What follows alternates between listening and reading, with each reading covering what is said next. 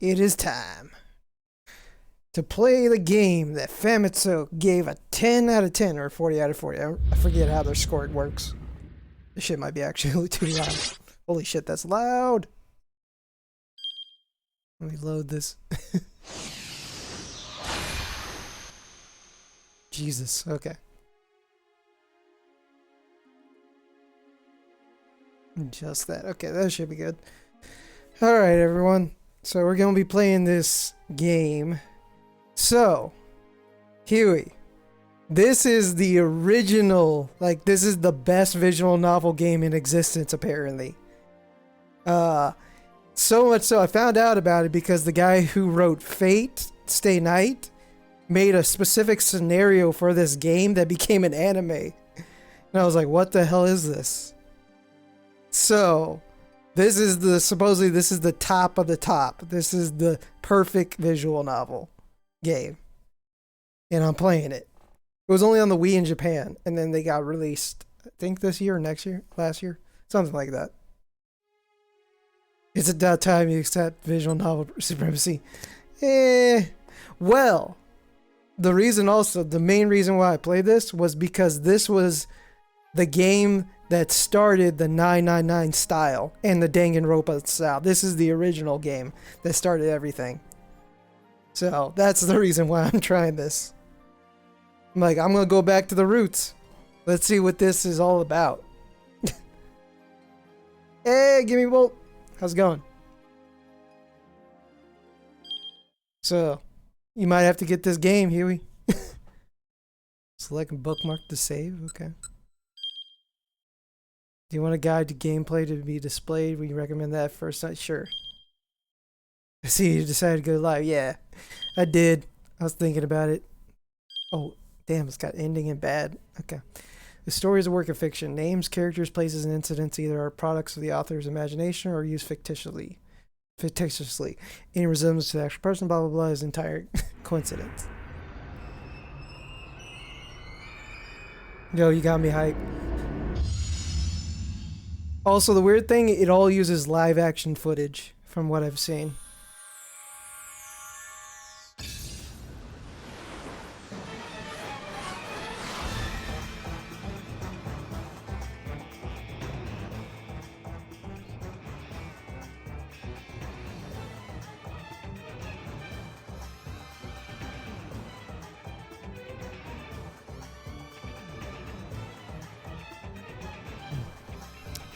I want to try this game. Oh shit.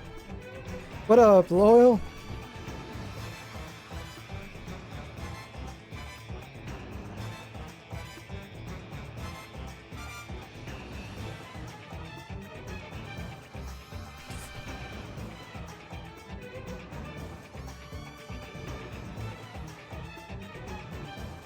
It's Loyal in the chat.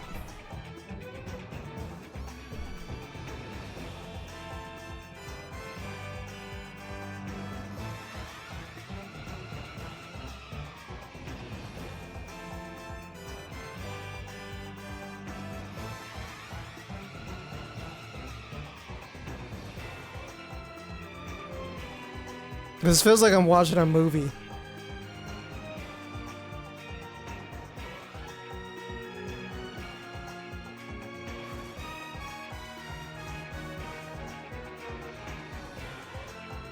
Is this gonna be like the Nonary game? Yeah, it's like the original. Like, this is the first kind of style of that kind of game. And supposedly this game is a 10 out of 10. Like every score was like 9 or 10 or 4, like almost perfect. And I'm like, what is this?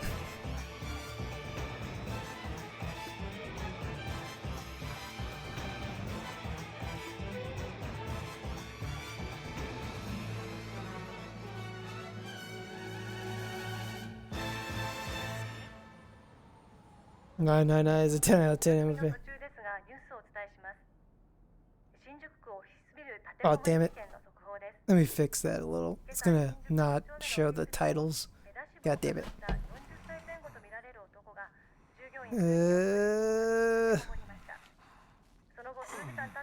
Try to fix this for you guys. There we go. There we go.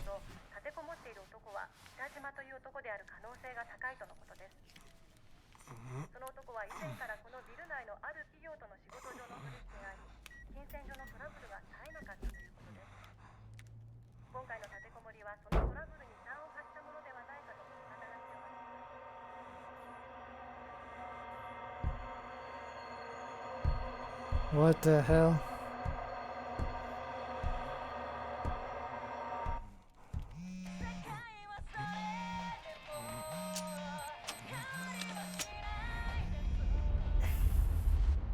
Let me fix this too.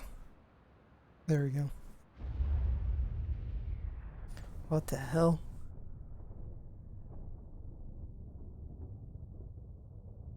The hell's going on already?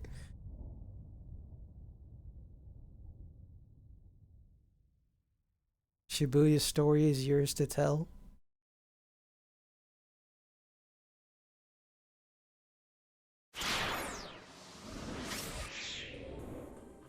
What the fuck? As you play through the game, the various mechanics will be explained.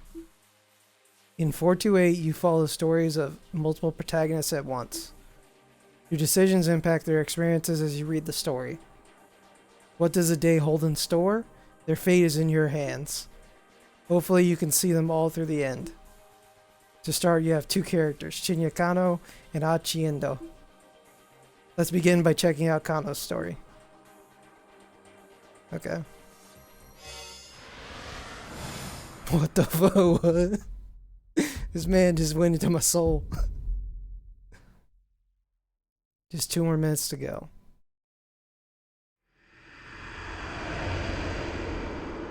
Shinya Kano noted the time again on his watch, scowling at the slow creep of the second hand. The time was 9:58 a.m. Furrows of consternation creased his forehead. I don't know that word. He wasn't nervous, but he knew better than to expect everything to go smoothly. Keeping a level head, he was proving rather difficult. There was no room for failure. Lives were on the line here.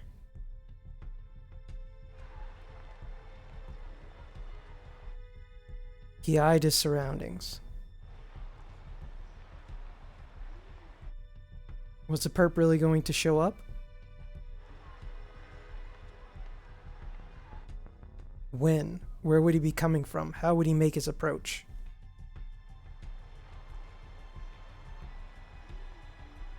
The Shibuya Scramble was as packed as ever. A throng of people crossing this way and that, blissfully unaware of the dozens of detectives hidden in its mist. What? Alright, another minute and a half. This dude looks professional as fuck. Kano glanced down at his watch yet again. A mere 30 seconds had passed. Detective Kano had been with the enforcement arm of Shibuya's Criminal Affairs section for a year now, but he'd never been part of an operation this big before. He eyed the young woman standing beside the statue up ahead. She was small enough to get lost in the crowd, and she carried a nondescript attaché case.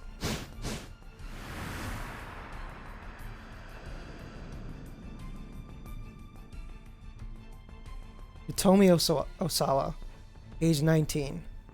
The attaché case in her hands contained a full 50 million yen in cash. Yesterday, her twin sister Maria had been kidnapped.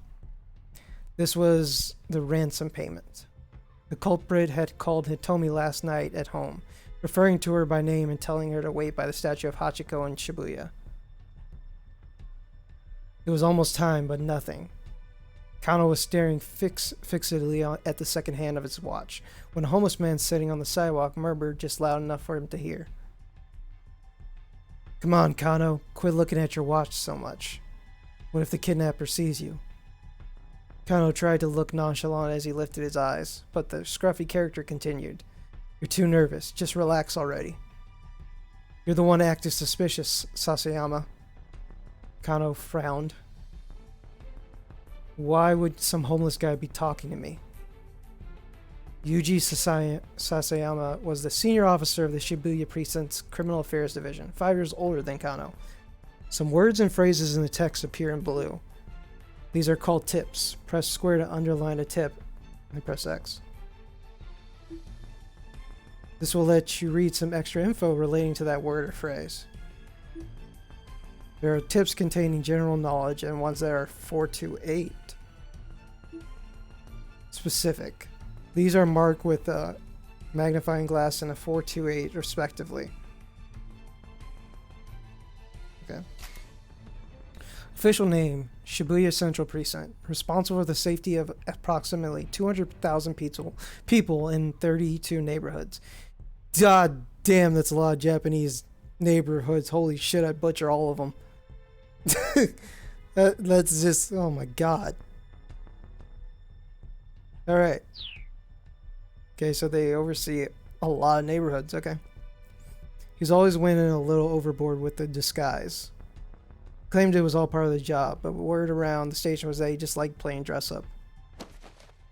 Hey pal, spare some change. Sasayama lurched to his feet and shuffled in close to Kano. Hey, knock it off. Fittingly for the part, Sasayama reeked pretty bad. Well, ain't so suspicious now, huh? He clung to Kano with mock camaraderie, despite the younger man's attempts to pull away. Come on, Sasayama, cut it out. Sasayama's blithe confidence rattled Kano's nerves. Of course, there was good reason for that confidence. This was Kano and Sasayama's jurisdiction, but they were positioned a good distance from where the handoff was to take place. Oh, well, this is just a word. Yeah. Okay, a particular region over which an organization or a member thereof has control or authority refers here to the areas under the jurisdiction of various police precincts. Yada yada yada yada yada yada yada yada. Wait. The pinnacle of Tokyo's police hierarchy has vastly more authority than the local precincts. Since many officers wind up needing to work with both, the outright rivalry between the two isn't as notable as TV dramas, but may make it seem. Okay. The statue of Hachiko was surrounded by elite investigators from one of the HQ's special investigation teams. Defund the police. Sometimes 2 or more tips will appear on a single screen. Press square repeatedly to change which words are underlined. Highlight the tip. You wish to read, then press X. Continue pressing square or circle to return to reading the story. Okay. Statue of Hachiko. Moyoi statue, the green frog. Oh my god, this is a freaking like mystery novel. Shit. Bronze statue of a dog erected. Oh, okay, yeah. So, oh yeah, I know that story. Erected in 1934, the dog was famous for loyal waiting for the absent master, well known as a meetup spot outside of Shibuya Station. Other popular meetup spots as the station or display car. Yeah. Original Tokyo 5000 series, commonly known as the Green Frog, and the Moyai statue by the west entrance. Okay.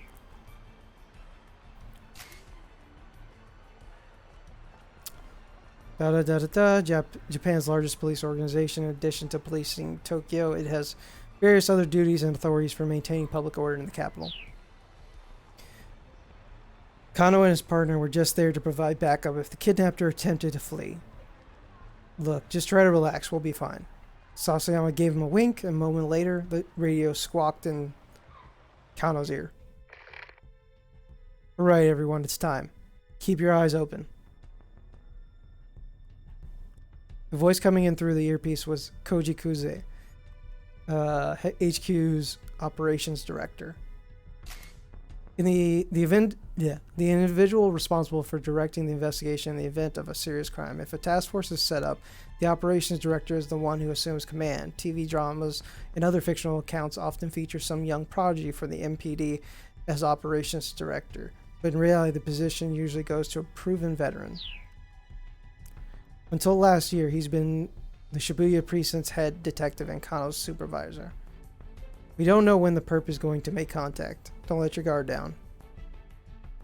Kuze's low, gravelly voice echoed in Kano's ear. You don't sound too worried, Kuze. Kano winced at Sasayama's words. How could the man be so nonchalant? The appointed time had come and gone. Something should be happening. Whap. Whap.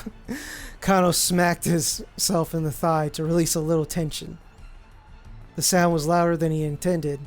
Though the suit hid his muscular physique, it did little to dampen the noise. He needed to stay focused. He might be called to action at any moment. The department handled abduction cases according to certain standard investigation procedure. Was it an attempt to extort money, or was the motive something personal? The answer to that question determined how they deal with the criminal. And based on the investigation team's initial findings this time around, they probably weren't dealing with a professional kidnapper. Still, in all likelihood, it was someone with quite a long rap sheet.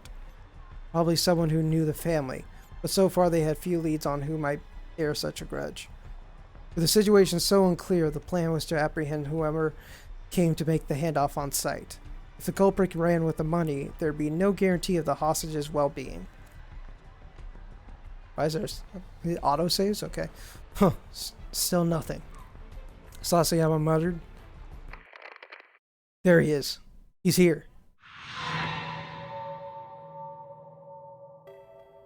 Kuze broke, in his voice spiking into an excited chirp. Kuze's particular vocal quirk. Whenever he gets overly flustered, excited, or panicked, he slips into a childish register, prone to babbling and pitching his voice. What the fuck? Subject is a young male in his 20s, a bandana and an orange hoodie. Kuze, normally calm and stoic, was now squawking like an excited child. It only happened when he got particularly worked up. Kano and Sasayama steeled themselves. They could see the subject now.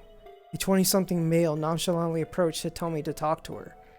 Alright people, be ready to grab this guy. Kuze was stationed in the mobile command center, not far from the intersection. Keeping tabs on the situation via video surveillance from the camera team, the young man started speaking enthusiastically to Hitomi. The detectives watched, uncertain. Was this really the kidnapper? Whoa, what do we got here? You'll encounter selections like these during the story. These choices will change the lives of other people in addition to changing your own fate. Use up and down to make your choice and then press X. You just have an ad. The current choice will not impact you or any of the other protagonists. Alright. So, I'm going to make this game more interactive and fun. So I'm going to let chat pick the decisions I make. What do you think I should pick? That's got to be him? Kind of took a step forward, then hesitated? Or the situation still wasn't entirely clear? You need to get a better look at things. What do y'all think? B, the situation still wasn't entirely clear? You need to get a better look at things? Is that what everyone thinks? Going once? Going twice? Going 3 times? Alright, we're going with Huey. Going with B. The situation still wasn't entirely clear. He needed to get a better look at things. The newcomer held a bundle of letter-sized paper, which he showed to Hitomi as he went on talking. He tried to hand her one of the papers, but she pointedly ignored him. Undeterred, the man kept trying to foist it off on her. Hitomi refused to respond, becoming as motionless as the statue of Hachiko behind her, until finally the man gave up and walked away. Interesting. Guess it wasn't him. Kano felt the tension of the moment linger in his spine. Guy must have been hitting on her, Sasayama muttered. Dude, look at that dude's face. The face is great. Succeeding at meeting someone on the fly like this takes a special knack. Looks are also important. Sometimes, of course, the person trying to get your attention out of nowhere is just trying to make a sales pitch for a product or a nearby establishment. At first glance, it isn't always easy to tell the difference. I mean, she is pretty cute and all. He had a point. Though, of course, something in Sasayama's voice made Kano brace himself. She's got nothing on me-chan? What is this music?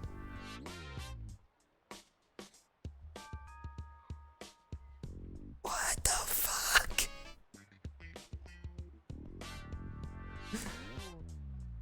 Okay. Mii-chan was Sasayama's wife. They'd gotten married just last month. Dude, his face. Nani? Let me tell you, Kano, married life is the best. You gotta hurry up and give it a try for yourself. This was Sasayama's favorite topic lately, and Kano was getting more and more fed up with it. Sasayama, come on, just knock it off, okay? The phrase had become a common refrain of his since the department partnered them. Oh my god, this is great. Fine, fine. Let's talk about your girlfriend then. He still has the face. Huh? Now, you can't be serious. Sasayama leaned in close again. What's she like? We are not having this conversation, Kano muttered. Look away. Ah, come on. Sasayama set his hand on Kano's chest, still playing the homeless troublemaker. Show me your phone. Let me see your lock screen. Huh?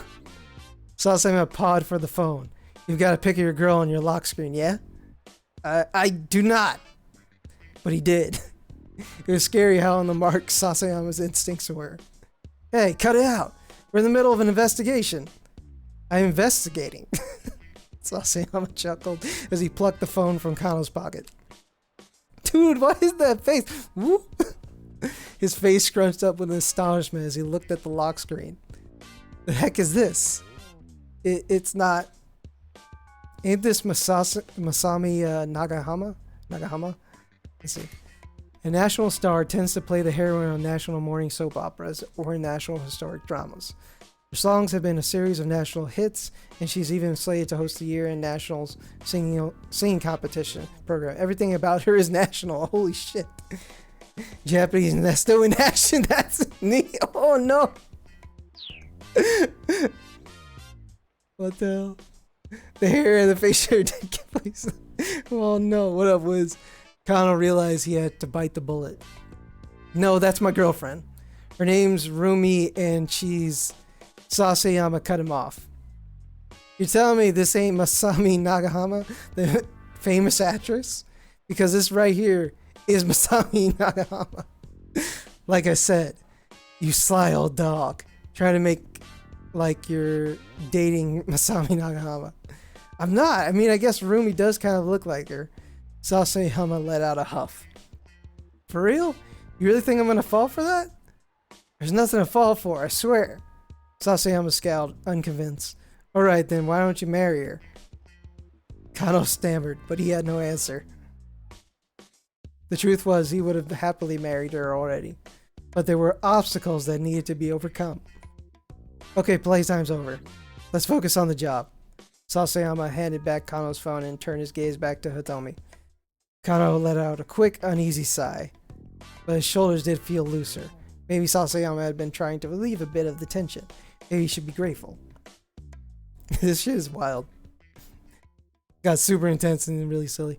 By now, several minutes have passed since the guy with the papers had gone away.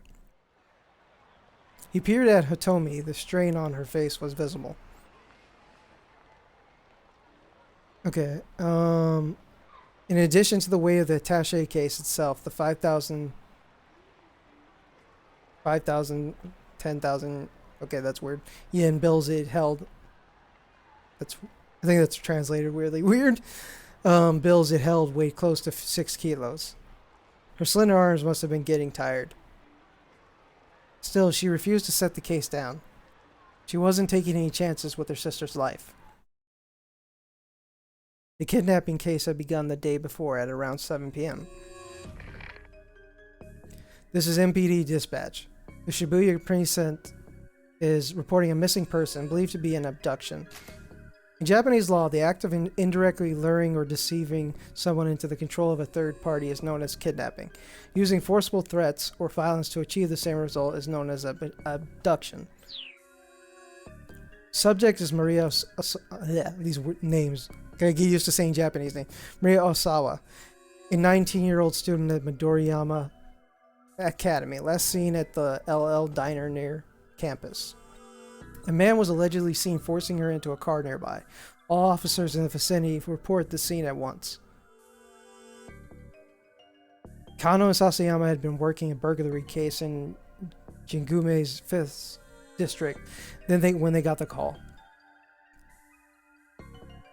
The two arrived at the LL Diner at 7:15 p.m. I feel like I'm going to have like a freaking, like a notebook and be writing everything down, because I feel like everything's going to be a clue knowing how 999 is.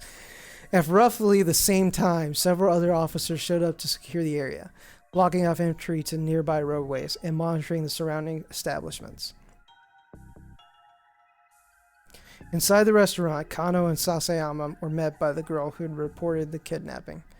It was the victim's twin sister, Hitomi. Could you tell us about when Maria was taken, starting from the very beginning? Kano said, keeping his voice low.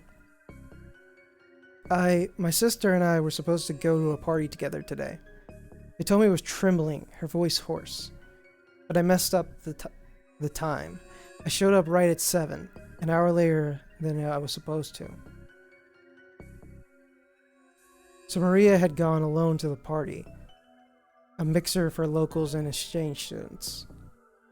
Hitomi, arriving late, had showed up just in time to glance out through the restaurant window and see her sister getting shoved into a car. She described the vehicle as a blue station wagon of Japanese make. Why would something like this happen to her? Hitomi held back her tears, but she was shaking all over. Did you get a look at the kidnapper?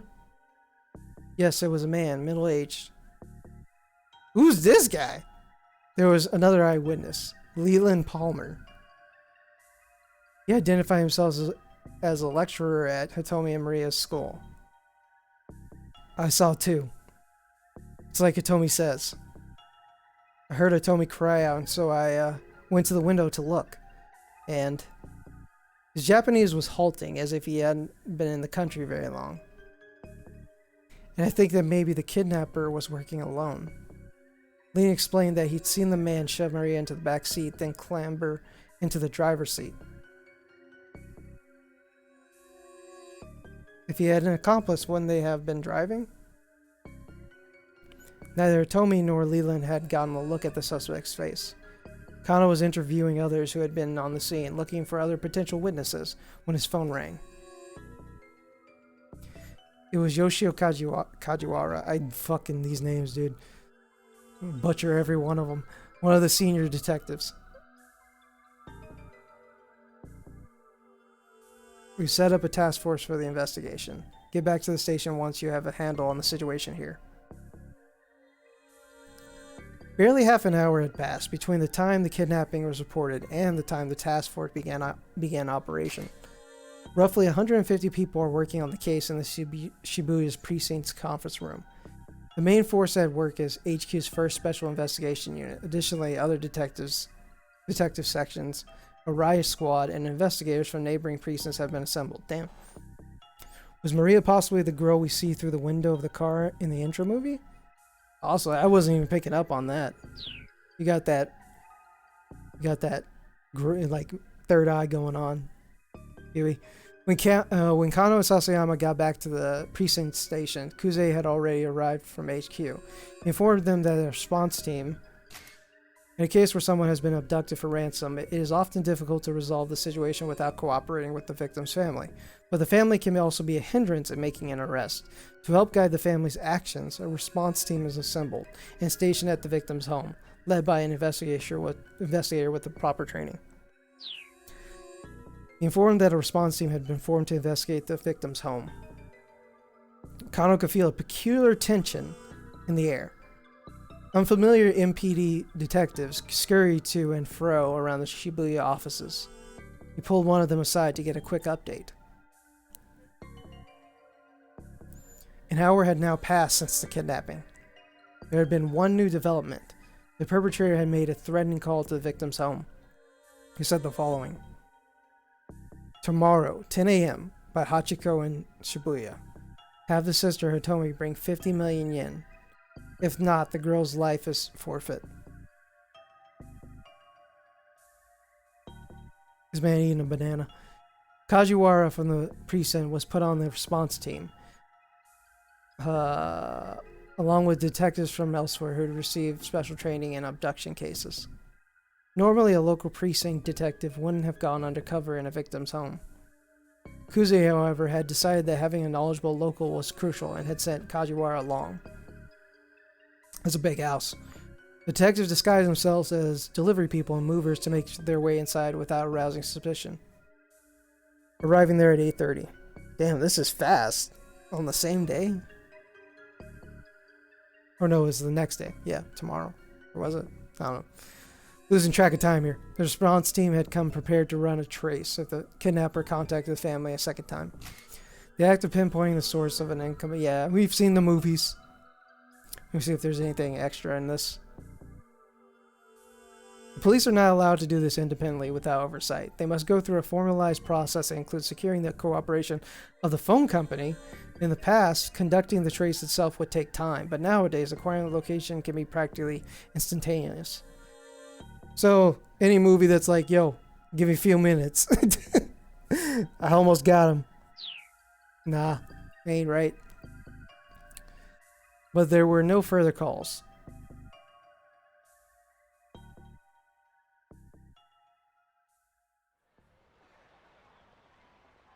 Kano checked his watch again. 20 minutes had now passed since the time designated for the ransom handoff.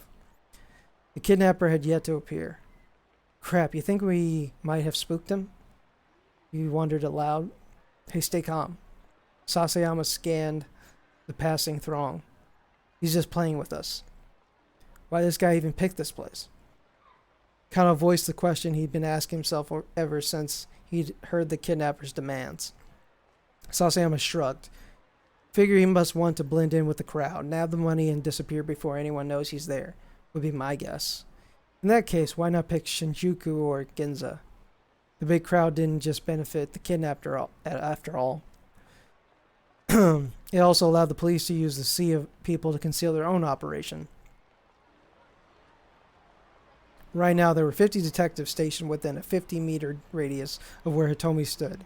The kidnapper would be taking a major risk if his plan was to nab the ransom money and run. God damn, 50 detectives all over a ransom case? God damn. Japan don't play. That's what bothered Kano. Any criminal with half a brain would know better than to do a handoff in front of Hachiko. You're overthinking things, pal. Sasayama grumbled. No, I'm not. Kano reached into his pocket and pulled out his notepad. This was Kano's dick diary.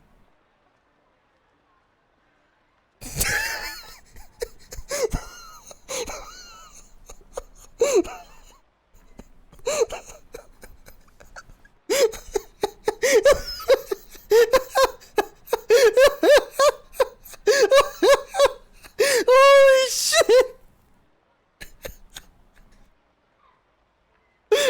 What?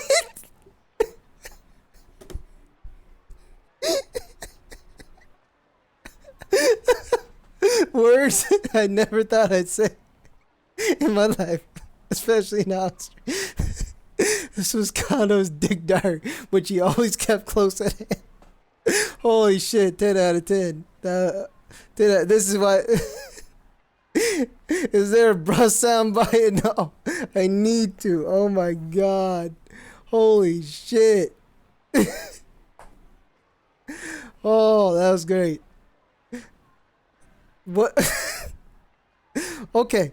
I really hope there's not dicks in there. I really hope. Sasayama rolled his eyes. That thing again? Kano ignored him, flipping through the notepad pages. Ah, here it is. Dick. What? What? The more relevant something seems, the more relevant it's bound to be. This is some wise thing. Dick dictum. What is this? Why is there so much dick? It was a favorite saying of Kyuzu Tateno, an assistant inspector from the Shibuya precinct. Tateno was the kind of detective Kano inspired to be. This has to be a Dick Tracy. I hope it is. It has to be or something.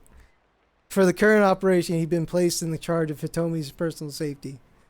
He was in the position to defend her as soon as the ransom had been handled off. Of course, Hitomi had been... I can't get over that. Hitomi hadn't been informed of how much protection she was under.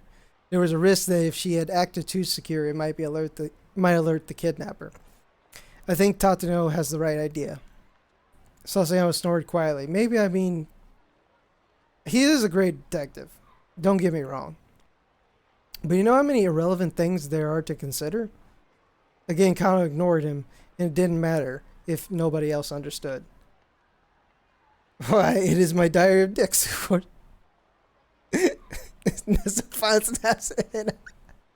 Thank you for clipping that way. Oh, that's so good.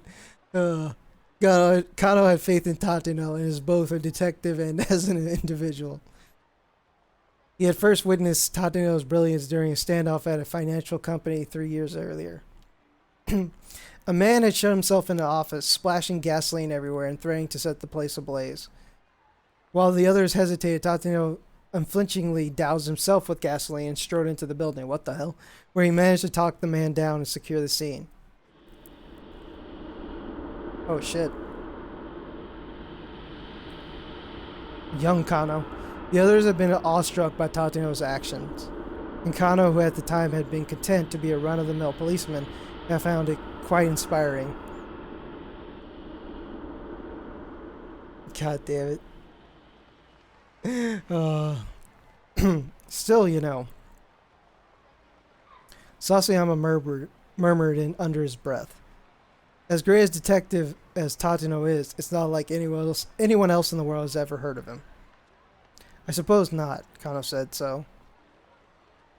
Okay, there's been twice that a banana has appeared. Just like people eating, like the tip of the banana. Only time anyone ever hears a cop's name is if he's caught up in some scandal or killed in the line of duty. I mean, doesn't really seem fair, does it? Kano just shrugged. There's a strange definition of unfair, really. I mean, you've got celebrity chefs and celebrity hairdressers and stuff.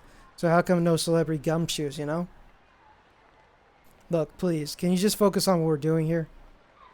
Kano rubbed his eyes and then turned his attention back to Hitomi. What's the matter? Didn't sleep? Not enough, I guess. Did you eat? Didn't have time. Between bringing in supplies for the base of operations, readying the team's vehicles. Oh, wait, it's like a base of operations. Because of the scale and scope of these activities, newspaper reporters can be liable to notice, and so in cases such as kidnapping where a victim's personal safety is at stake, the flow of information is tightly controlled. Okay. Photocopying hundreds of documents and various other tasks. Okay. Kano had barely slept in the previous night and hadn't gotten a meal in, either. What have you been doing? Sasayama puffed out his chest. Saving up my energy for today. You were sleeping. Kano gave a wry chuckle at his partner's lack of shame. There he is. Kuze's voice chirped suddenly through Kano's earpiece. A man in his 20s wearing a sleeveless red jacket.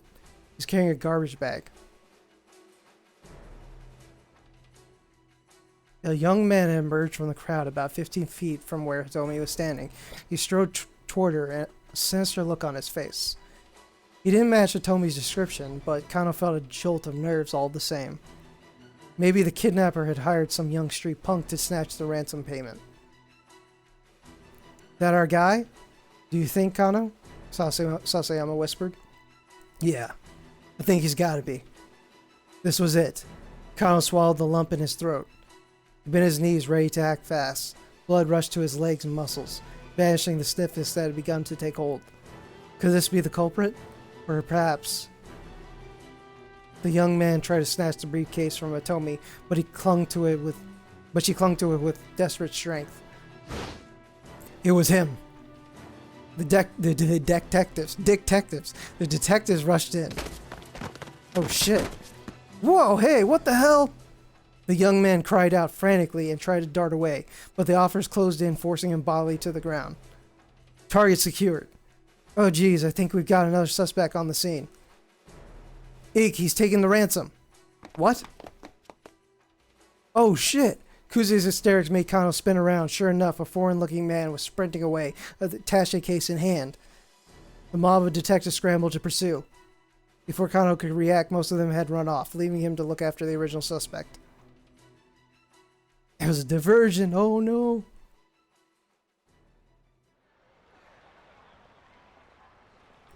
What should I do with this guy, sir? Might have some connection to the kidnapper. Should I bring him in? Huh. Oh sure, that'd be swell. I'm on it.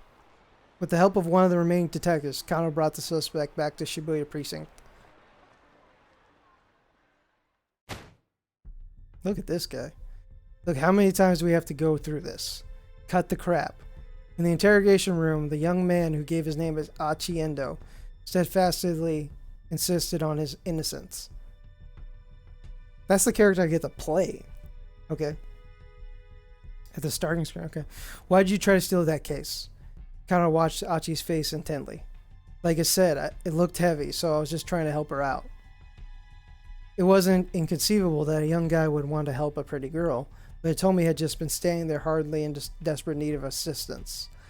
She hadn't set the case down, so I figured there had to be something important inside. An entry from Kano's dick diary shot through his mind. That's never gonna get old. Dick dictum number 25. When the tongue slips, grab it and yank out the truth. That's a dick dictum. Classic advice for questioning. Something important, you say, such as, how the heck would I know? Achi spat.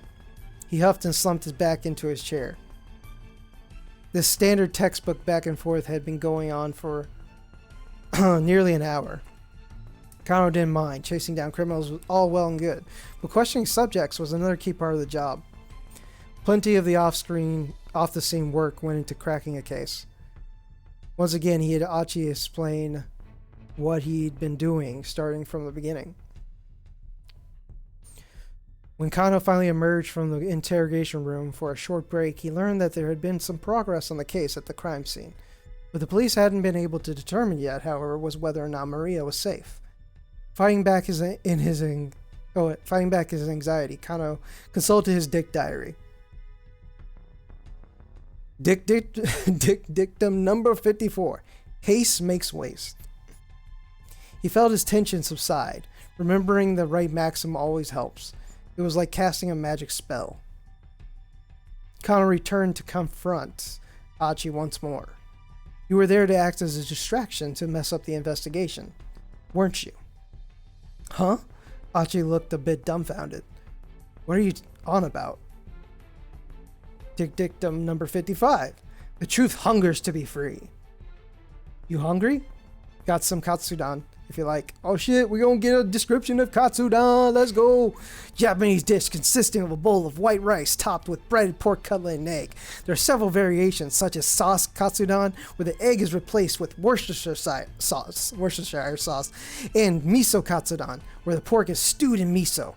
Not typically the sort of thing a policeman offers a suspect during an interrogation. This could be seen as baiting with food, and is to be avoided. Do that, Wiz. Just bait people with food, and you got them. You got them on the ropes. Achi nodded silently. Damn, that looks good. Achi devoured the bowl of katsudon with gusto. He looked like he hadn't eaten in a while. Alright, then spill it. What's this guy after? Achi just shrugged. I don't know, he murmured, a thick slice of egg-laden pork between his teeth. How many accomplices do you have? Kano asked, but Achi just shook his head as he inhaled his food. Resignedly, Kano flipped through his notebook once more. Let's see. Number 115. Use the lights to your advantage. As the minutes ticked past, he found himself referring to his book again and again, trying a dozen different methods to tease out whatever his suspect might be hiding. The experience began to feel strangely surreal, their two voices echoing hollowly in the interrogation room.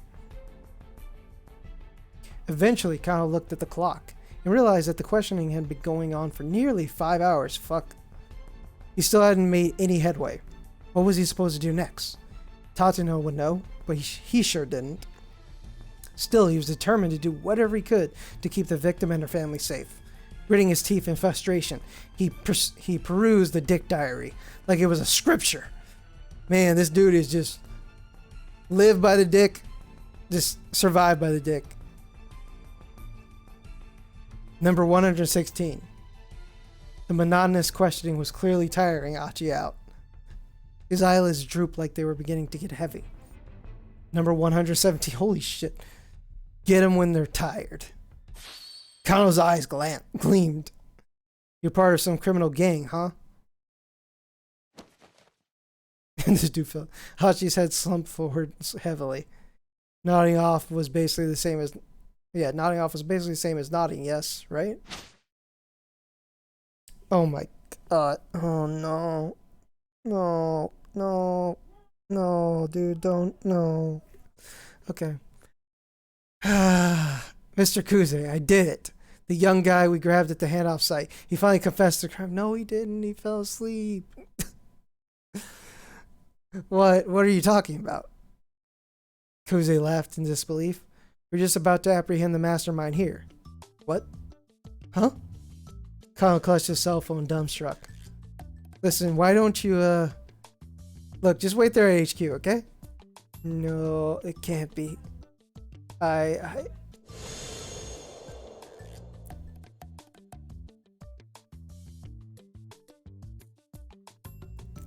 After the kidnapping case wrapped up, Kano tendered his What? Yo, what? Bro, what?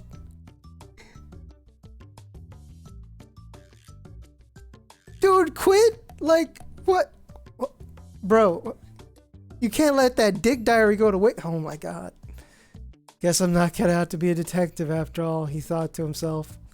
He dropped the Dick Diary on his desk as he left the Shibuya precinct for the last time.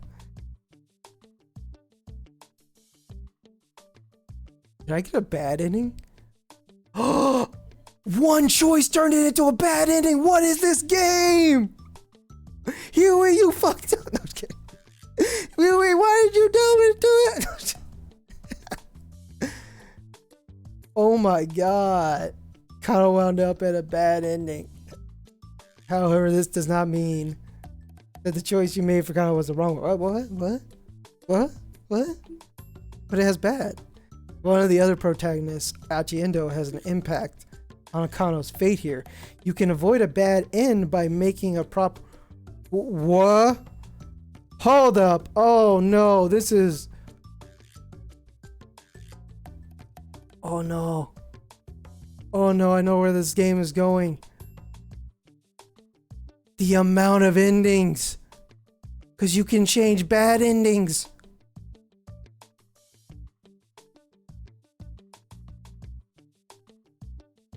Oh my god. Oh no. This is like Crash or Babel. Never seen those. I've heard of those movies, but never seen them. I think I may have seen Crash. Maybe. In another character story, for a detailed hint, check the tip by underlining the bad end title.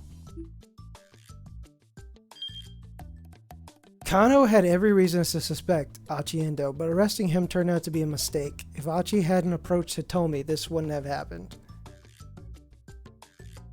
One day in 7,865 perspective. Oh no. If Achi hadn't approached Hitomi, this wouldn't have happened.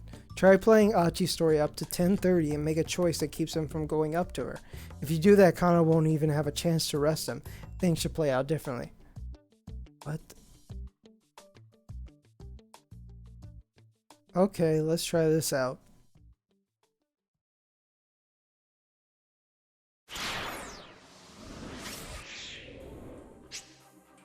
You can now select Achi Endo, one of the other protagonists. Let's follow Achi's story for a little while. Okay, I'm going to continue this. Just got to be right back because I didn't know this game would have so much reading, so I need some water. So I'll be right back, people.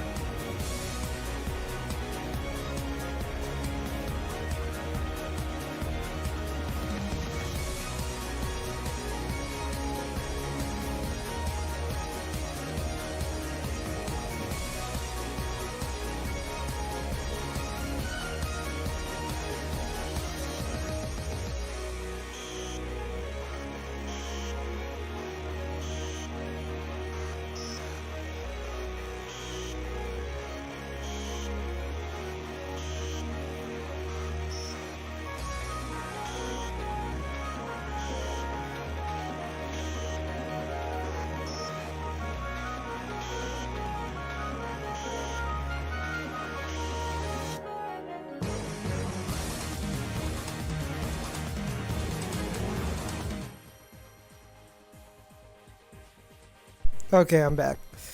Got my Martinelli's apple juice and some water.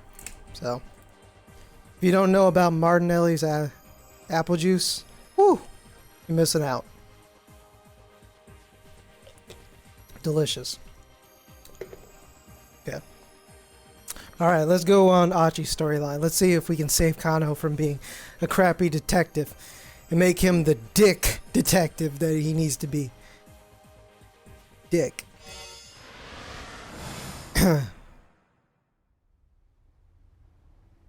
What the hell?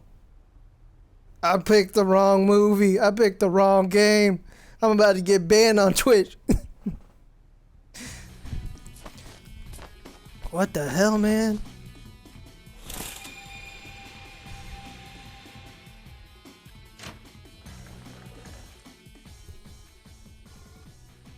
Achi Endo called out to the door, or called out at the door to his father's room. Okay, I'm heading out. Sure. His father sounded unconcerned. He didn't even open the door. Sure, you don't want me to stay here in the shop. It's not like we're gonna get any customers. Achi grimaced. Yeah, I guess not. The drawer by the front door held a stack of heavy-duty trash bags. Achi pulled a few of them out. Guess it's gonna be that kind of day. He stuffed the trash bags into his pocket and slipped on his favorite pair of sneakers. The entryway to Achi's home, what was it, Achi or Achi? Yeah. This also led into the family shop. Various pieces of electronics were piled up like so much junk in the tiny retail space. The slightest bump brought the risk of an avalanche. Achi wove his way through the gaps in the appliances like a spelunker exploring a cave. He seems like he would be a character from that Japanese show you watch. Oh, from fucking Crow Zero? Yeah. From Shibuya Station, if you make your way past the 109 building, then up through the Dogonzaka, you'll come across an old shopping district. Nestled in its outskirts is Indo Electronics, in the same place it's been for decades. Within its dimly lit interior, you'll find rows of wares all caked in dust. At a glance, you might well assume the place was closed. A mom-and-pop place like Indo's couldn't compete with the big consumer chains booming throughout Shibuya. So far, the store had remained in business thanks to the locals who appreciated that they made house calls to do repairs. Oh no, not Crow Zero. Oh, Bimbo Dashi. Yeah, he does have the Bimbo Dashi look. Yeah, you're right. But things weren't looking good for the future. Achi, the eldest son and the nominal successor to the business, had no interest whatsoever in working there.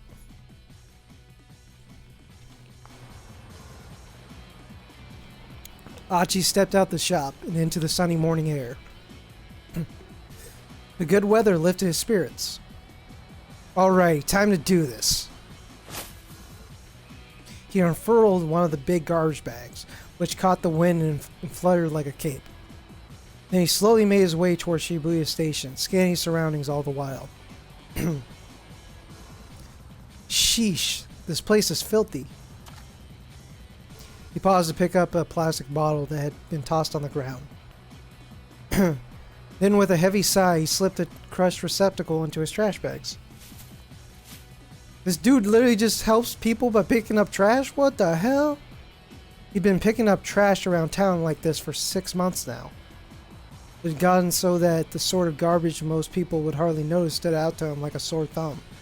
Most days he'd fill his trash bag to the top by the time he made it from his house in Dogonzaka to the train station. Today he was halfway to the station when a woman's anxious voice caught his attention. I'm sorry. I'm in a bit of a hurry here. What the hell are these fucking Final Fantasy looking characters?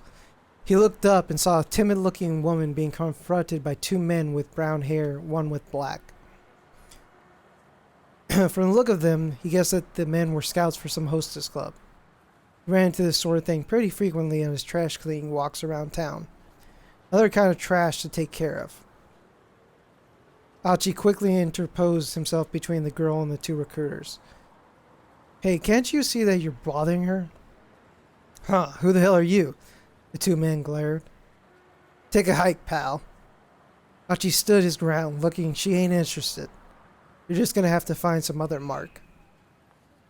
The hustler's annoyance turned into open rage. Well, well, listen to you. Got a bit of a mouth, huh, buddy? The brown-haired thug smacked his lips around his chewing gum like a dog wearing a bone. That's a weird way to phrase that. How about we take this someplace more quiet? Yeah? What's the definition of someplace more quiet? What this means can depend on the person speaking. To a young woman, let's go someplace more quiet might suggest a cafe or a park, but to a street punk, it might mean an alley where passerbys are unlikely to interrupt. The girl stood by uneasily watching the goings-on. Hey, take it easy. I'm not looking for trouble. Is that supposed to be an apology?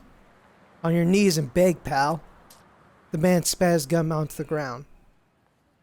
Achi looked down at the glistening wad of gum on the sidewalk. Damn, that is a really detailed, zoomed-in picture of a piece of gum, of already chewed gum. His last shred of goodwill vanished. Better pick that up right now. What? Did you hear me? Because I told you to get down on your knees and... Bat! Achi's hand shot out, grabbing the man by the jaw.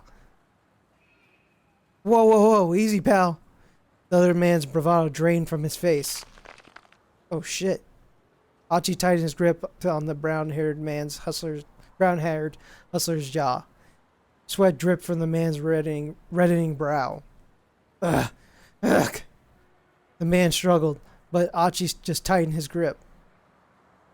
Gum's a real pain in the ass to clean up after it's gotten stuck to the street, you know? Ever stopped to consider that? Wait, are you... The other hustler's panicked eyes had fixed on Achi's chest. Gah! Oh crap!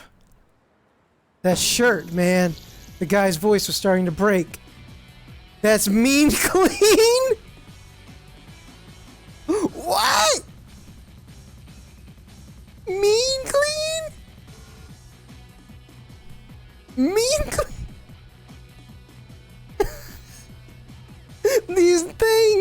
These things, dude. I don't even know, dude. This game is an 11 out of 10 just because of the music and the names that pop up. A guy with a mean clean shirt carrying around a trash bag. That means his face went pale. Ugh. Meme gleam? The other man echoed the words through his held shut jaw, tears welling up in his eyes. Get it right, pal. Achi clenched the man's jaw harder still. It's mean clean. Ow, ow, ow, ow, ow. We're sorry, man. You're Achi, right? Dude, we honestly had no idea. Man, you gotta cut us some slack. The man scrambled to snatch this wad of gum off the street, stuffing it into his pants pocket. Finally, Achi let go of his companion. The brown-haired hustler's face was twisted up with fear. Tears streamed down his cheeks. Gasping out hasty apologies, the two thugs scampered off. Hey, so... A shy smile came to the girl's face. What is the underline of girl? Oh, Ryoko Kakinuma, a second-year student at Midoriyama Academy's law school. These hustlers managed to corner her while she was on her way to her part-time job at a cafe. It's a popular plot in trashy e-novels for the main character to fall in love with a hustler like these guys, but such things rarely happen in real life. Oh my god. Thank you for saving me. No, I apologize. Huh? The girl stared in surprise. You run into creeps like that now and then, but don't hold it against us. Shibuya's a good town. Yeah, okay. Achi gave her a quick wave, then turned and continued on his way down to Dogonzaka.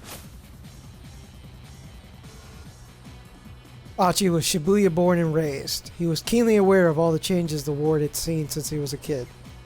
Grocer stalls in inconspicuous little side streets, tiny parks nestled between buildings. Achi knew it all like the back of his hand. Trash, human or otherwise, had no place in this town. Not on his watch. Wait, what? Good wreck, Huey. Hachi made his way down toward Shibuya Station. He ain't even get her name. I feel like this has happened to you at some point. Throngs of people shuffled to and fro across the Scramble. The view shifted constantly from one moment to the next, almost as if the city itself were alive. And if the city was a living thing, then Shibuya Station was its heart. With streets like Bunkamura Dori in the center, guy serving as the arteries pumping a bloodstream made of people. Today as ever, the heart was pumping that blood to every nook and cranny of Shibuya. There was Achi, just another part of this great urban organism. Guess I'm one of the city's white blood cells. Or wait, maybe I'm a red blood cell. Hold on. Is that right? Or did I have it right the first time? White blood cells eliminate pathogens from the bloodstream, and red blood cells carry oxygen throughout the body. Achi was probably thinking of white blood cells. I got more stories next voice chat. Oh shit. Dude, this thing is crazy. Emerging from his reverie, he noticed a rather conspicuous young woman standing by the statue of Hachiko outside Shibuya Station. Oh, she's totally my type. This is you, Huey. Oh my god, they have a definition for someone's my type. To be up someone's alley. To be someone's cup of tea. Wonder if she's a model or small-time actress or something. Looks like she's waiting for someone. Probably another guy. Dang. Good looking as she was, there was no way she wasn't already taken. What kind of guy scored a girl like that? Probably the rich-ass CEO of an IT company or something. Crouching down to tie off the trash bag, he continued gazing wistfully at the girl, and he noticed something peculiar. She was carrying an attaché case, the kind of businessman might use. It was a large case and apparently so heavy that she was struggling to hold it despite using both hands. Now, what kind of person makes a young lady lug around something heavy like that? Okay. You reached a decision point. Let's have Achi not approach Hitomi. Use up and down to select an option, then press X. Achi figured he'd offer to carry it for her. But first I gotta dump this trash. He looked around to see if there was a garbage bin nearby. Try B. Okay. He looked around to see if there was a garbage bin nearby. Now Achi won't approach Hitomi, which means he will avoid being arrested by Kano. At the same time, Kano's fate will also change. And he will no longer wind up at a bad end. So let's switch back to Kano's story using the time chart. What? Whoa. This is the time chart. It shows the protagonist's progression. Through the story, decision points are marked with a crossroads symbol. Kano's fate has changed based on Achi's actions. Let's select Kano's 1030 block in the press X.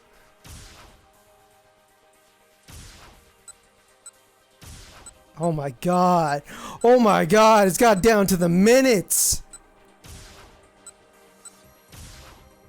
What is this game?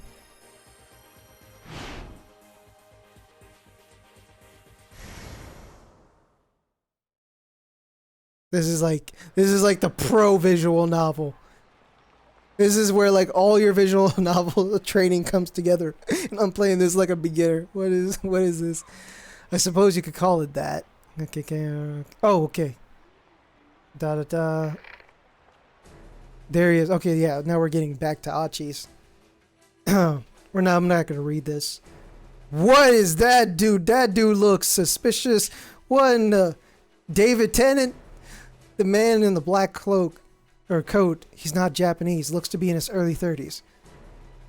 Previously, Achi got mixed up with Kano and the police, but now another man has appeared instead by changing what Achi did. You've also changed Kano's story. A foreign man had emerged from the crowd about 15 feet from where Hitomi was standing. He made his way toward her. His expression blank. Jesus Christ, this man. Never trust him. Oh my god. This dude just looks like edgy as fuck. Look at that trench coat. He didn't match the description Hitomi had given them. Mikano felt a jolt of nerves all the same. Maybe the kidnapper was using an accomplice to snatch the ransom payment. Alright, Sasayama raised an eyebrow. This may be our guy. This was it. Mikano swallowed the lump in his throat. He bent his knees, ready for action.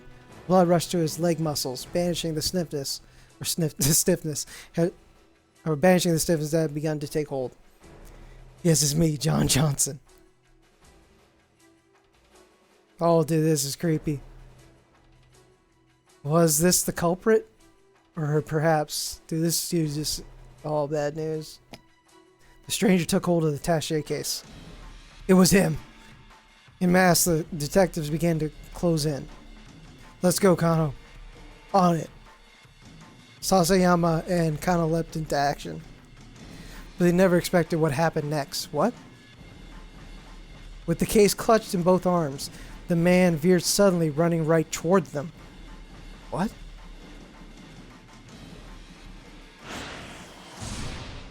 What? Let's keep out!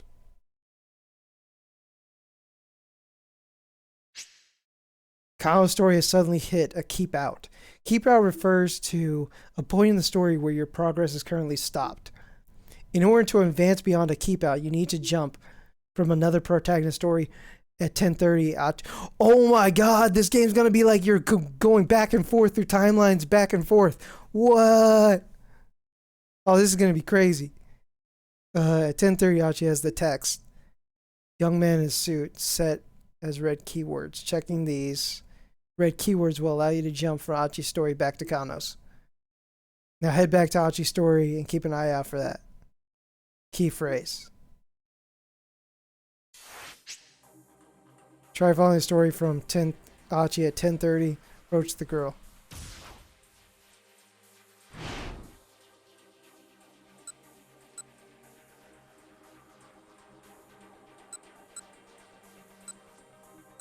Huh.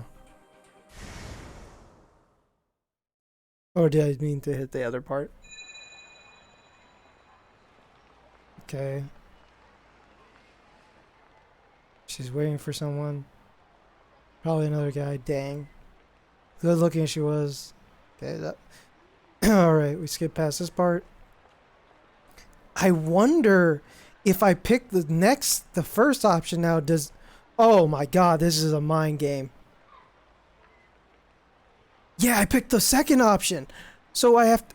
Oh my god. Oh my god.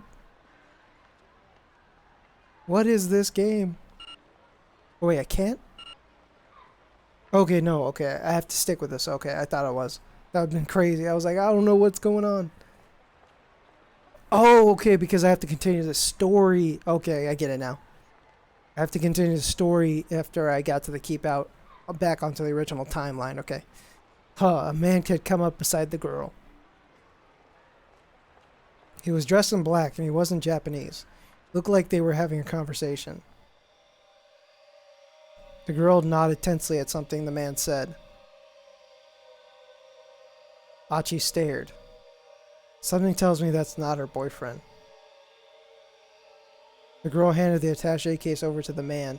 He took hold of it with his right hand and began walking briskly away. Whoa! A nearby homeless man suddenly leapt over Achi and broke into a run as if he'd been waiting for this very moment. Hey, look exotic, that's what the white man said. Oh no. Yuji Sasayama, detective with the Shibuya. Okay, yeah, we got that. We got that.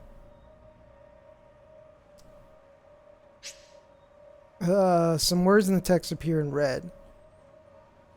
Red text denotes important keywords that let you jump between different protagonists. Stories. This allows you to shift between characters at specific points. These can also allow you to clear out or keep out. Oh, so these are the keys. Okay, so red keywords are keys to containing the storyline on another character. Okay. Another character story, and you let you read on. If you come across red text, press Square to underline it, then press X. A window will appear allowing you to jump from one protagonist to another at that point, then pressing X to continue. The other character's story after the keep out. Give it a try, okay?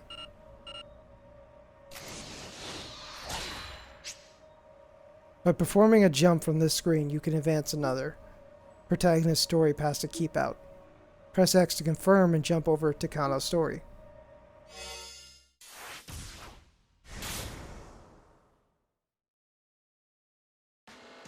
Let's go, Kano. On it. Sasayama and Kano leapt into action. You did it. Jump successful. In 428, you will often need to jump to get past another character's keep out.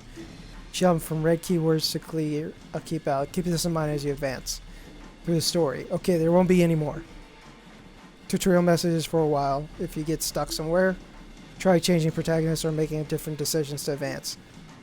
You can now use the time chart in the main menu. From the main menu, you can access gameplay explanations and adjust settings. Okay. But they never were expected what happened next. With the case clutched in both arms, the man suddenly veered, running right toward them. What? Catching sight of the two detectives, the suspect staggered to a halt, then bolted off in a new direction. Kano whipped off his costume, glasses, and followed in hot pursuit. At the crosswalk, the signal changed to red, and the flow of the foot traffic abruptly halted. Just as quickly, hundreds of cars all lurched back into motion. Whoa, what the hell? There was no escape from the culprit now. Or so it appeared.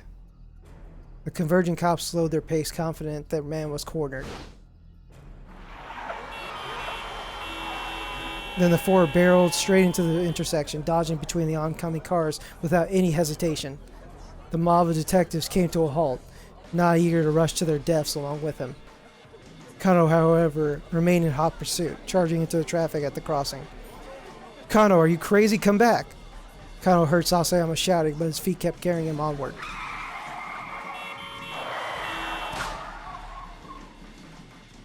With shouts and sirens echoing all around him, Kano closed in on the foreigner. Just a little closer. Just a little closer, he'd be in tackling range. He leaned forward, preparing to pounce, his eyes fixed on the culprit's feet. It was now or never. Kano, back off. Don't take him down. It was Kuze shouting through Kano's earpiece. Huh? Kano hesitated in surprise. Had he really just been ordered not to apprehend the criminal? Let him go for now. The real perp is someplace else. What? Okay, perp, yeah. Is a criminal. What had happened to the plan? He'd been told that all the personnel were to secure the area ASAP. Didn't HQ want them to catch the perpetrator? Arrest team, stay on the foreigner's tail. Arrest team, police team dedicated exclusively to the task of apprehending the criminal. While kidnapping cases are in progress, the roles of the officers involved are carefully designated so that every officer is ready to take immediate action as the situation develops. Typically, tried and true veteran MPD officers are put in charge of teams for breaking into buildings or apprehending the suspect. Forensics team, get busy cross-referencing photos. Yeah. Team deployed by the MPD to handle the actual tests and techniques of on-scene investigation, such as collecting and comparing fingerprints and analyzing photos of suspects. Even if this foreigner was only an underling hired for this one task, the police had now tipped their hand that they've been lying in wait. If they didn't lock things down now and get more info on the kidnapper, a girl's life might be at stake. Kano recalled another maxim from his dick diary. Dick dictum number 12. Always assume a worst-case scenario. If Kuze had told him to let this guy go, that implied he was counting on the team that was now in position. But if the crook had planned a way to break through the police dragnet and escape with the ransom, and he succeeded, what was the right call here? Should he take this guy down or back off after all? Ooh, what should we do? What should we do? What should we do? A or B? Letting the perp escape now is too big of a risk. He had to catch this guy ASAP, or let the other officers chase after the guy Kano had his own job to do. What do we do? Make a choice. Your fate is here. Chat. Everyone in here, choose A or B. Fuck authority. A. We got A. Oh, shit.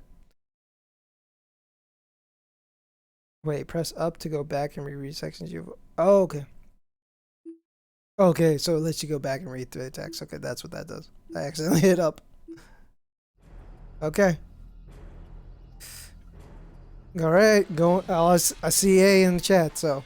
Going once. Going twice. Going... There we go, we're picking A. Learning the purpose escape now is too big of a risk. You had to catch this guy ASAP. The man darted down a narrow alleyway. Kano ran faster.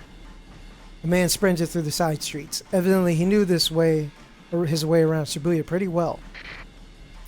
Beep, someone's taking Hitomi. Kano recognized Kuze's trademark squawk immediately. Subject is male. He appears to be carrying a gun. He's fleeing in the direction of Meiji Dori. What? Kano could hardly believe it. Hitomi had been kidnapped. Had she been abducted by whoever had taken Maria? But why?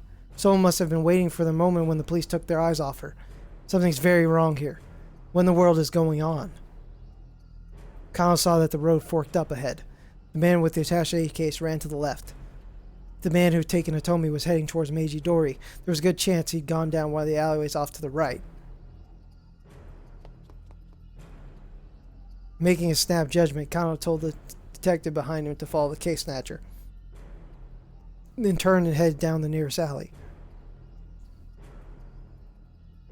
After darting through the side streets, he spotted a different man, another foreigner, crossing an intersection a few dozen meters ahead. What the? The man was dressed in black, just like the guy who grabbed the ransom money. Kuze's right, the kidnapper wasn't acting alone. But wait, something was amiss. Hitomi isn't with him. Taste alternativism. Where was she? Kano skidded around the corner, then stopped short. The man in black was standing there, pointing a gun right at him. Before Kano could react, the man fired. Kano got a headshot!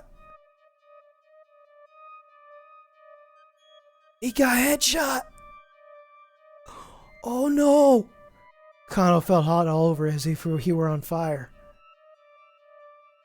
All except for his cheek pressed against the asphalt and the palms of his hand. They felt so cold. There was nothing he could do. Nothing, that is, except lie there and watch as his killer turned and walked away.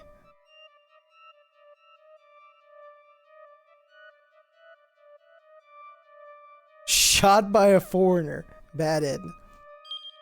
By trying to find the man who'd taken Hitomi, Kano ran into a different criminal.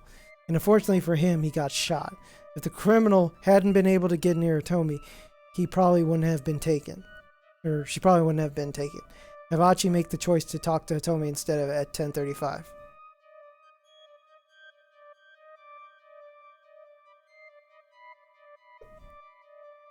Yes.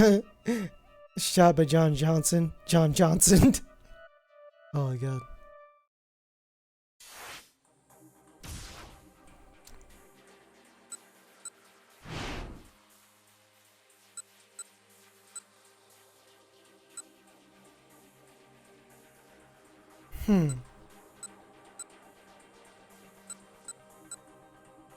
Let me see what this does. We gotta make those. Other characters make decisions to avoid bad ends for others. Yeah. Let's see. And seemingly from everywhere, a whole bunch of other guys burst into motion. Okay. First one, then another, a third, a fourth, a fifth, over a dozen now. What the heck? Clearly something big was going down. Were they after the attaché case? Within moments, Ashi lost sight of them all through the crowd.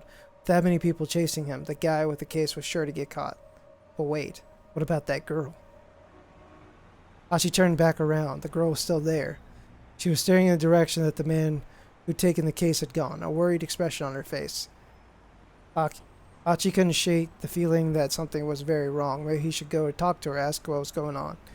Another crazy day in Shibuya. They had to be shooting a scene for a film on location. Probably be a mistake to intrude. I know what y'all picking.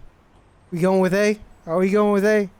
I mean, we could go with B and just see how that nightmare goes. But we could whichever one you want. Is it A or is it B? You going with A? Alright, here's going with A. Going with A in the chat.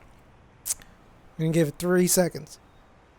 1, 2, 3. Alright, we're going with A. Achi couldn't shake the feeling that something was very wrong. Maybe he should talk to her and ask her what was going on. But just as he was making up his mind, a middle-aged man in a ratty business suit shuffled awkwardly over to her first. Was there something wrong with one of his legs? He was using a cane to walk. Then one of his hands slipped into his jacket pocket. Achi could scarcely believe his eyes. Or scarcely. Yeah. Scarcely, or whatever. He has a gun. A revolver. Colt Detective Special, a number .38 caliber revolver, introduced in 1927 by Colt's Manufacturing Company, a classic example of a snub-nosed revolver. As the name implies, the weapon is frequently carried by detectives, narcotic officers, wait a second, and the like for self-defense. Wait a second. Okay. Oh shit, he's aiming it. With a single fluid motion, the man lifted up the gun and pointed in the girl's direction. He was aiming right for her head. Huh? The girl had noticed the man with the cane now. Seeing the gun pointed right at her, she froze in fear. Achi didn't hesitate. Breaking into a full run, he tackled the gunman with all his might. Caught off guard, the man sprawled to the pavement. But the would-be assassin kept hold of his weapon and quickly scrambled back to his feet. Achi knew he had to act fast. He grabbed the ashen-faced girl by the arm and attempted to drag her away. "This way," he shouted. She just stared at him, uncomprehending, trembling like a startled animal. "Come on, run!" Finally, the girl snapped out of her daze and gave a fearful nod. "Okay, where are we going? The police box? Let's go. Let's just get out of here." You doing A or B?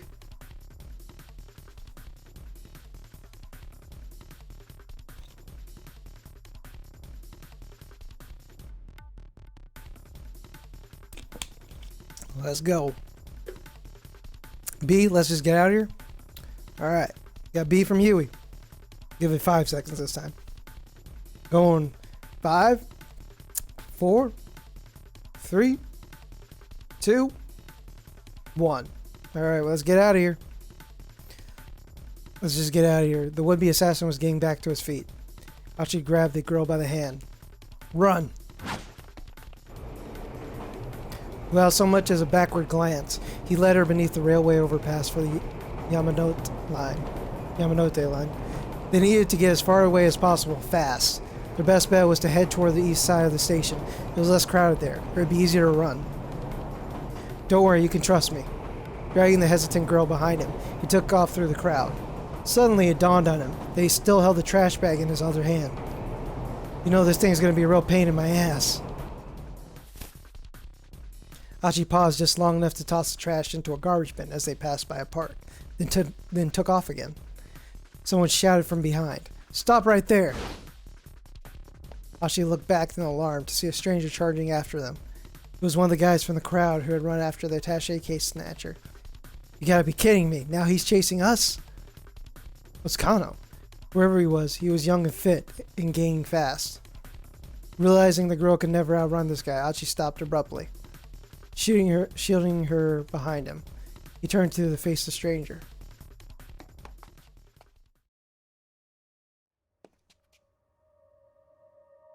"Why did you run off?" "Because you were chasing us." The other fellow eyed Achi skeptically. Maybe he was a buddy of the man with the cane. Keeping his guard up, Achi began to back away. "Look, just let the girl go." The guy was acting like he knew her. Hachi glanced back, but the girl only shook her head, wide-eyed. The other man's posture shifted, preparing to lunge. But as Achi braced himself for a scuffle, something came crashing down upon the stranger's head. Excuse me. What the hell? Gah! His eyes wobbled and spun in their sockets, and he collapsed in a heap on the ground. And there, standing behind him... What? Was the girl he'd helped out earlier the one he'd saved from the hustlers? What? Hey, you're that girl from this morning. Are you okay? Next to the fallen pursuer's form was a rather thick book. She nodded toward it. It looked dangerous, so I just threw that at him. Oh yeah, thank you. This saves my bacon big time.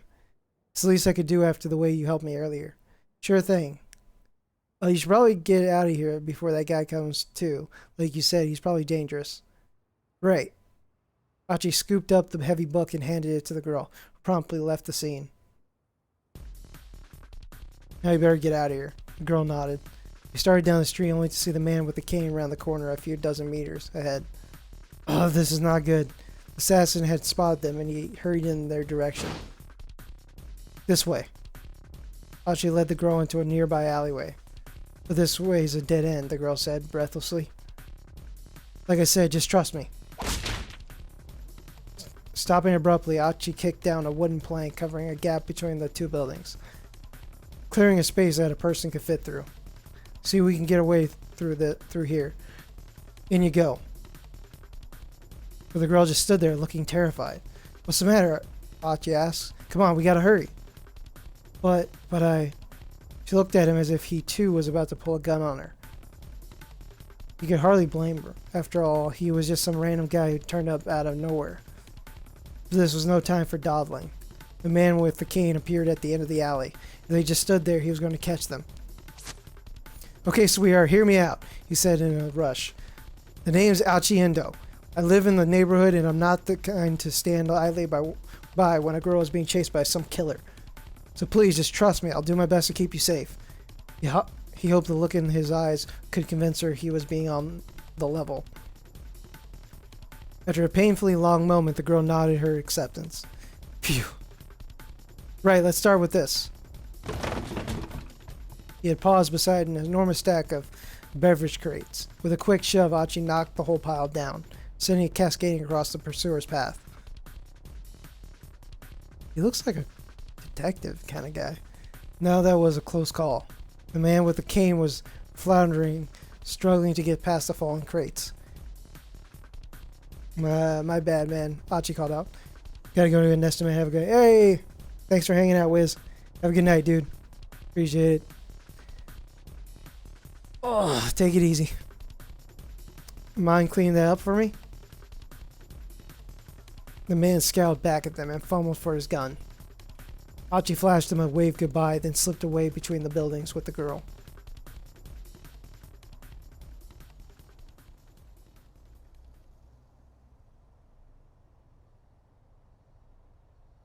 Log lady?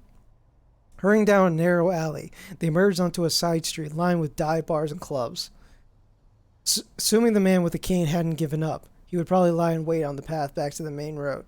Achi decided their best bet was to try to stay inconspicuously try to stay inconspicuous rather than risk getting caught on the move. Guess we can lie low here for a bit, he said. He led the girl to the entrance of a tiny old hostess club. She followed him reluctantly.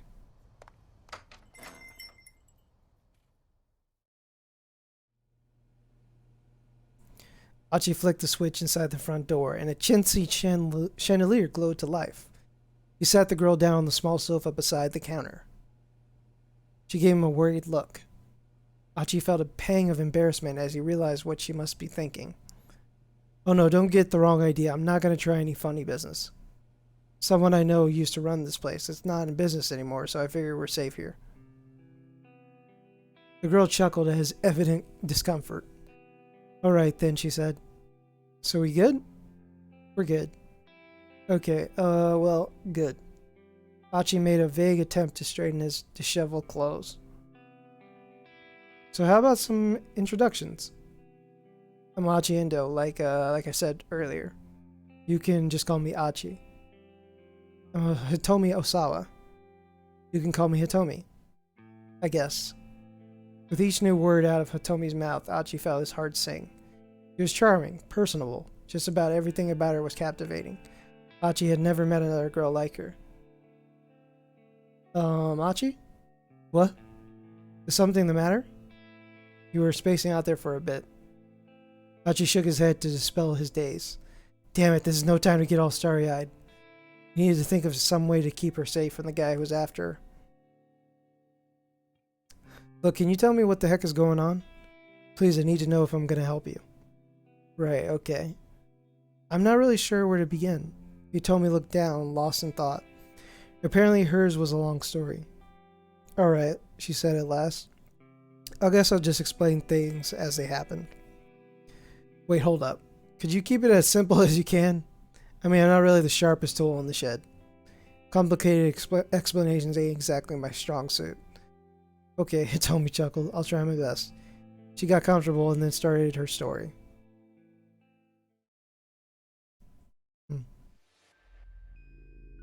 So last night somebody abducted my sister. The kidnapper demanded that I make the ransom handoff personally. He told me to stand by the statue of Hachiko in Shibuya at 10 o'clock in the morning to make the exchange. So I did, and this man came by and took the attaché case with the money. Whoa, I'm sorry, hold up a sec. Hachi had suddenly lost the thread of the conversation. I lost it too. At times like this, you can press up to go back and reread what you've already seen. You also press down quickly to scroll back to sections you have already read. Okay. A mark will appear in the upper left corner of the screen while you're paging back and forth, so you can press X. Okay, wait. Oh wow, it literally tries to keep the atmosphere like she's talking fast, so you actually have to go back. That's kind of cool. Okay. Attached case with money, and then afterwards that other guy with the cane turned up and pointed his gun at me. Okay. Could you say that again, but like simpler? Huh, I'm sure. What? That face! Ah! I'm just having trouble following is all. I mean, is this the plot to some movie or soap opera? No, that's not. Or some kind of hidden camera show? This is real. This really happened. The look in Tomi's eyes was dead serious. He's got to be telling the truth. What would be the point of lying? And he had seen the attaché case and the gunman himself. How much was the ransom, if you don't mind me asking? Hitomi hesitated. 50 million yen, she said after a moment. Hachi gave a whistle of amazement. Detectives told me that there was a typical amount for a kidnapper to ask for. It's plenty, that's for sure. I guess there's good money in that sort of thing. As soon as the words were out, he realized his blunder. Ah, sorry, I shouldn't have put it that way.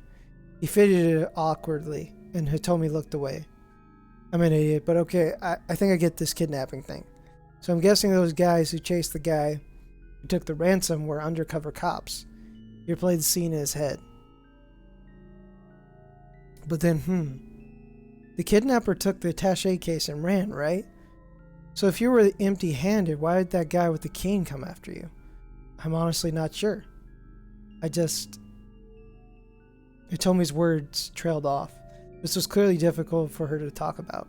Anyway, we should probably get you to the police as soon as we... No, we can't do that. Hitomi's tone was resolute. I can't take this to the police. Why not? What? Hachi waited for an answer, but none came. After a long and awkward silence, he stood up from her... Oh, this was after a long, awkward silence, she stood up from her seat.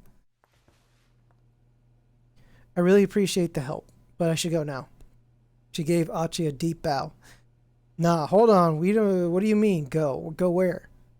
He hurried to intervene as she headed to the door. I don't want to cause you any more trouble. I'll figure the rest out on my own somehow. Hey, I said hold on. He told me he ignored him and opened the door, and the argument came to an abrupt halt. I knew it! I knew it! Standing there was the man with the cane, his revolver in his hand.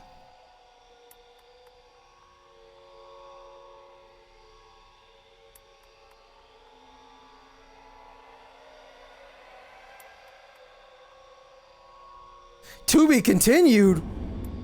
What is this? What's to be continued? Achi Endo's 10 class, however, Kana's story is still stuck at a bad end. This is due to one of Achi's decisions. Go back to Achi's decision point at 10:35 and change the choice he makes in order to change Kana's fate. This way, Achi's choice can help someone else while his own story remains resolved. The key to getting all the characters through to the end is to go back and change choices for characters that have already made it through the current hour of their story.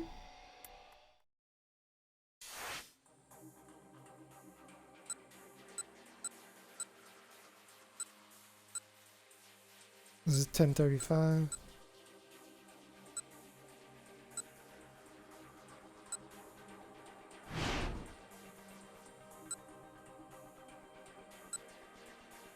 Huh.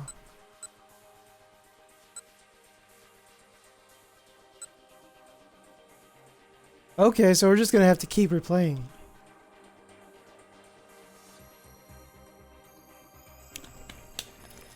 Alright, let's go to the police this time.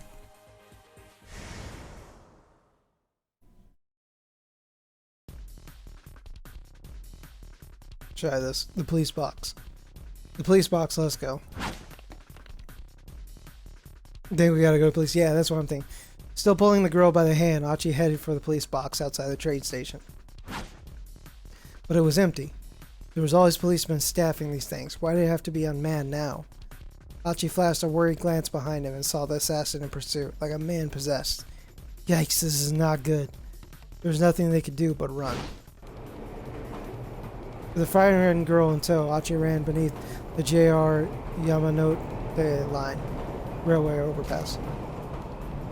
Okay, The morning rush is quite intense, with a stretch from Une Station to Okachimichi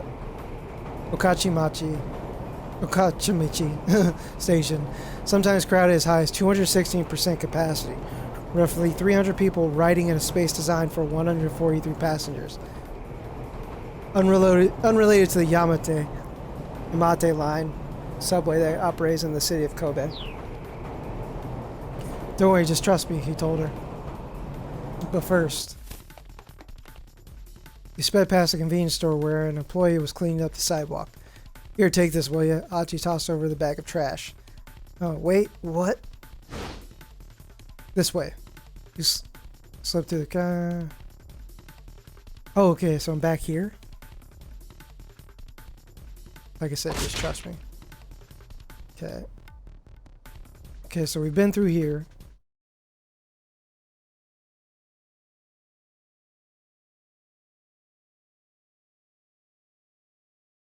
Okay, my man.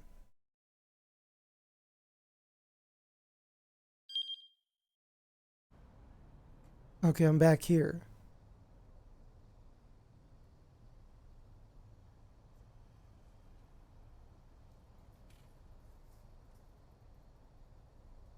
Yeah, so if Sankano doesn't get KO'd. Okay.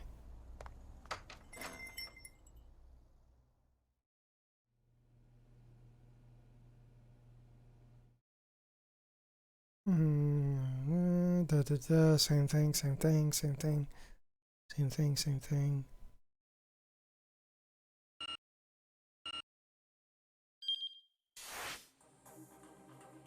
Spartan kick to the red light district, right? Okay, so then I just changed. Okay.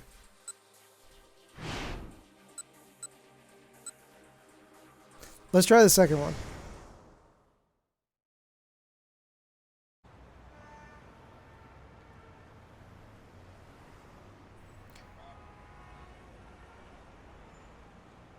Let's see. Let's try this one. Another crazy day in Shibuya. They had to be shooting a scene from a film on location. Yeah, I bet that's what this is. Some TV show about a kidnapping. The girl has to make some ransom handoff. There's probably some actor lurking around here playing the suave, handsome detective. Hachi gave a chuckle and turned away. A soothing breeze blew by a wispy cloud. Drifted overhead. They picked a nice day for a shoot. Smiling inwardly, he resumed his trash picking mission, wondering what other surprises the day would hold. A few minutes later, he heard a loud bang and the scramble went into an uproar. Huh, someone blew a tire? People were running from all directions to see how it made the sound. Well, maybe they're shooting an action scene now. Hachi was a tad bit curious, but he strolled away from the scramble without looking back. Maybe head out to Yotsuya today. Stretch his legs a bit. A neighborhood of the Shinjuku ward in the southeastern part of Tokyo, located approximately 4 kilometers northeast of Shibuya Station. While the numbers 4 to 8 in Japanese can be pronounced the same as the syllables for the name Shibuya, it can also be pronounced like the syllables for Yotsuya. Additionally, April 28th is both Shibuya Day and Yotsuya Day, along with Senior Day. It was best not to get distracted. There was trash that needed collecting. This gets bad and where he goes on with his life. Yeah. Your future is garbage. I just decided to go on collecting his trash with the commotion. Probably just a shoot.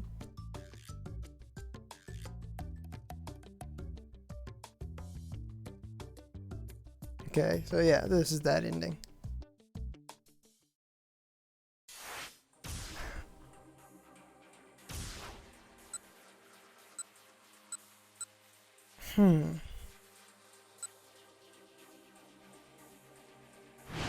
What's this?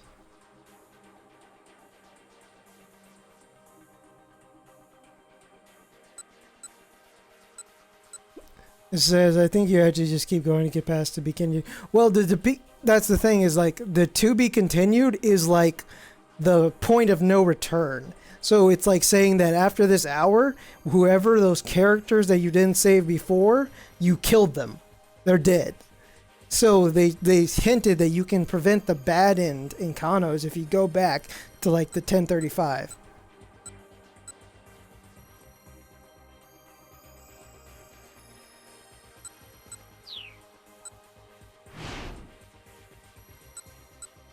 So yeah, your future is garbage. That goes the bad end.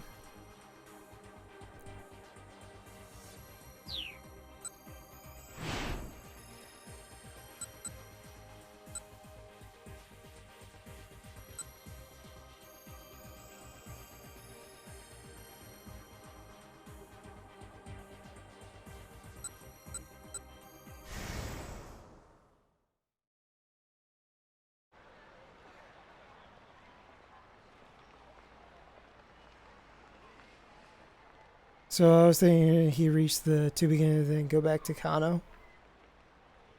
Oh, you're right.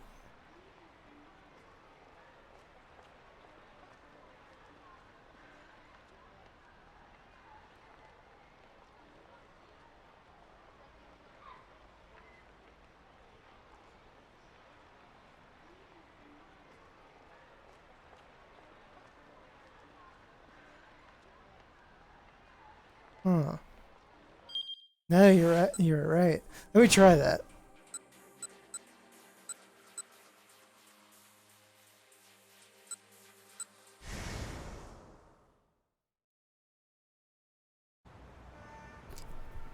This is okay. This is gonna be crazy. Okay, get to the.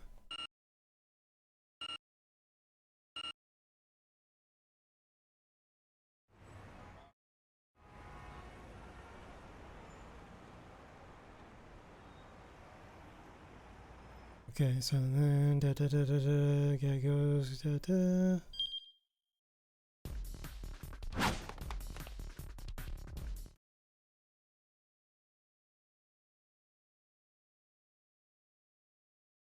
Yeah, go. I wonder if I just did that. We'll just change it. Yeah, it puts a DP. Okay, so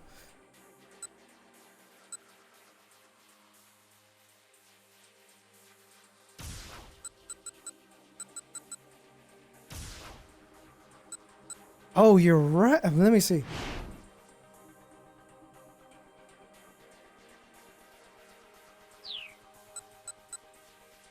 Let me play this. See what happens.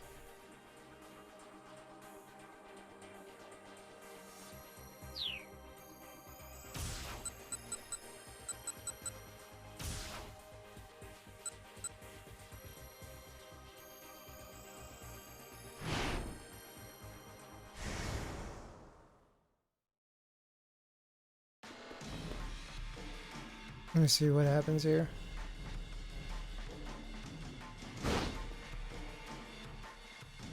Oh, it changed it.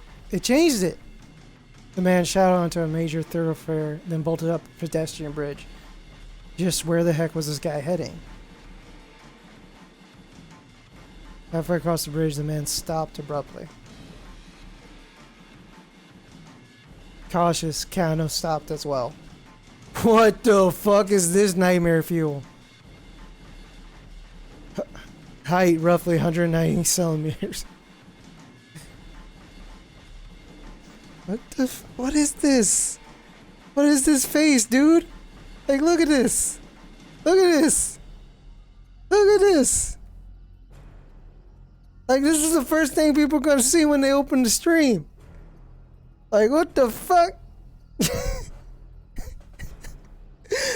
I could just leave. This is my new screensaver. Oh, God. Hair dark brown, clothing all black. A moment later, the man flashed a triumphant sneer, and he held up the attaché case. Before Kano could even yell stop, it was already too late. What? The man threw the attaché case down to the road below. No! Panicking, Kano peered over the railing. How many people are involved in this scheme, dude? A man on a motorcycle is waiting beneath the bridge. I've been had. We should Photoshop some people's faces on this. Yeah, we got it. Kano bit his lip hard. Damn it. Kano sprinted back down to the bridge, hearing the bike's engine roar to life. He had to make it in time. Descending the stairs, 4 at a time, he leapt toward the roadway, but the bike sped out of reach. Jared on the guy's creepy. Oh no. And rode away in the direction of Yoyogi, leaving the Kana in its dust. God damn it. Now I'm thinking about that. Looking back up at the overpass, he saw the man who'd thrown the attaché case running away. He handed the money off to someone else. He's currently on a motorcycle heading toward Yoyogi. His report to Kuzi complete. Kano slumped down in dismay. The cops had played right into the criminal's hands. Now the crooks were getting away. Excuse me. And people's lives were in danger. Was there any greater failure for a policeman? Staring off into the distance, where the man who'd thrown the case had disappeared, Kano gritted his teeth.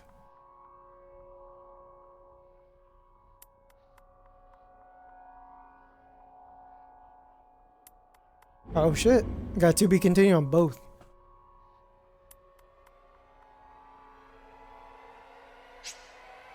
You finish reading both character stories for the hour.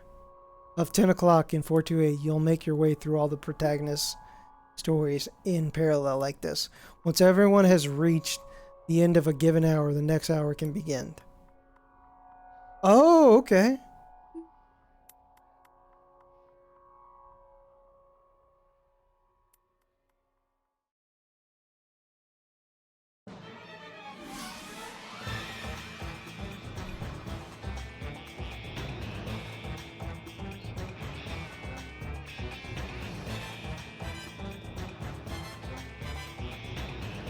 What?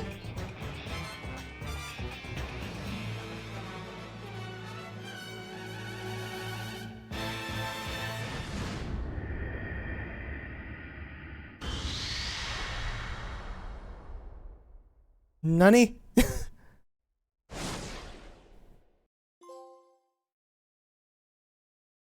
Trophy and welcome to Shibuya. Yo, they got cats in! This is the end of the tutorial for this part of the story. Was that the prologue? I guess that was a tutorial. You can reread previous tutorial message, yeah. There's a lot of important info in there, reread it closely. Now 428 has reached the 11 o'clock time block. You have 5 protagonists available. Whose story will you read first?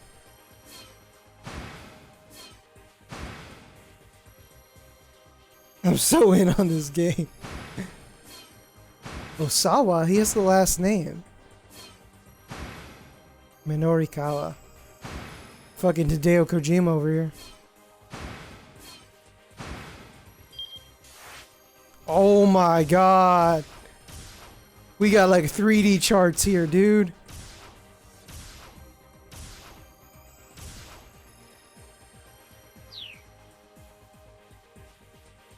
Oh, dude, I don't even know if I'm ready for this shit. Do you want to keep going? Do you want to keep going with this chaoticness? Because this is wild. I see why this story is going to be insane. I can just feel it. Next hour, you're going to get 8 protagonists? Oh my god.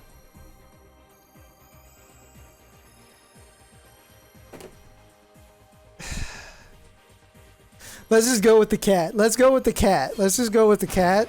Because I just want to see what's going on with this cat.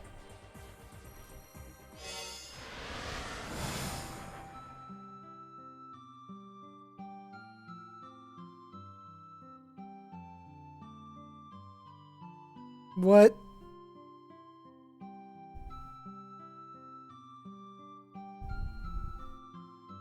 What is so hot?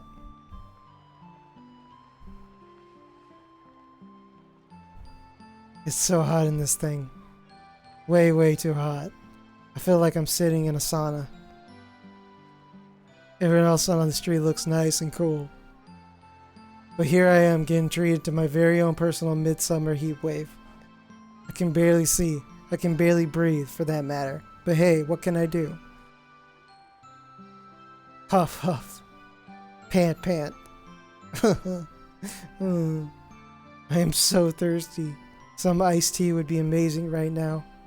I'm gonna pass out from dehydration at this rate. I might as well admit it. I underestimated how tough this would be. Who knew wearing a mascot costume could be so uncomfortable? A delicate young lady like myself has no business doing the sword job. Oh shit! That's your waifu. Huey. Whoever's in the cat suit. I silently have so much respect for the people on those superhero team shows.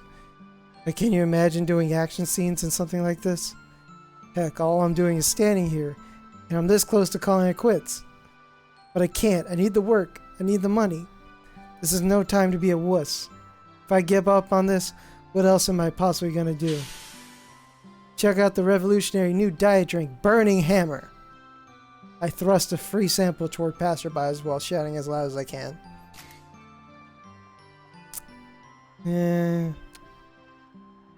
Yeah.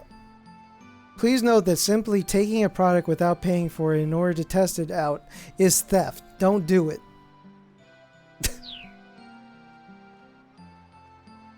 Come on and give it a try. Oh, it's no use. People just walk by one after the other. They avoid looking at the sample. It's been like this ever since I started standing here.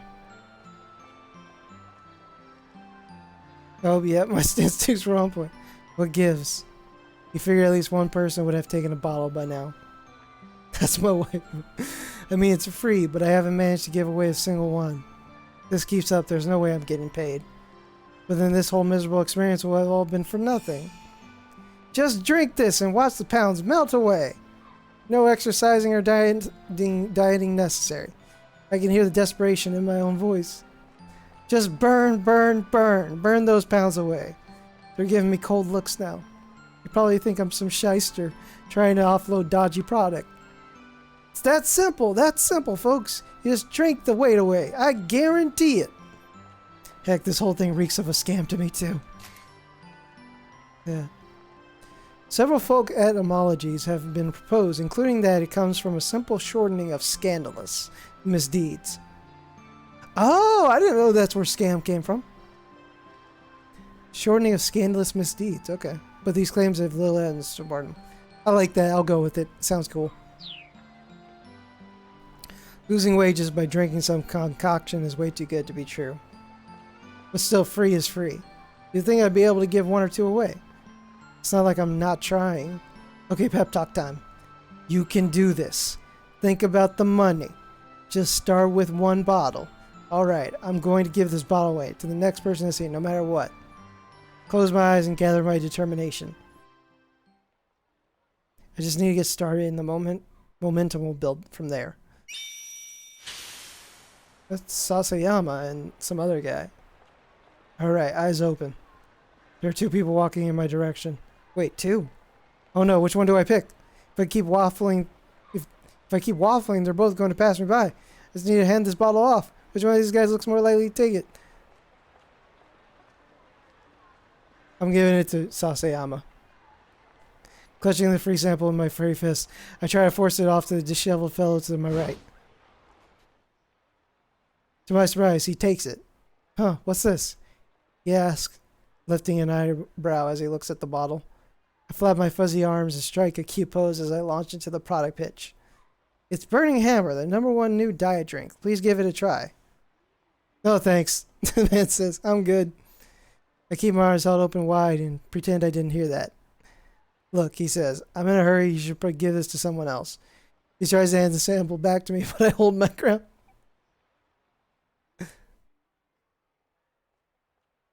For a few moments, we were silent at best.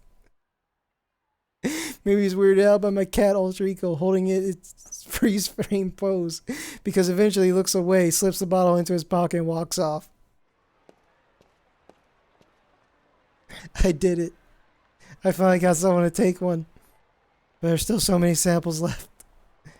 My brief surge of excitement dies before I can fully take hold. I wonder how the other mascot is doing.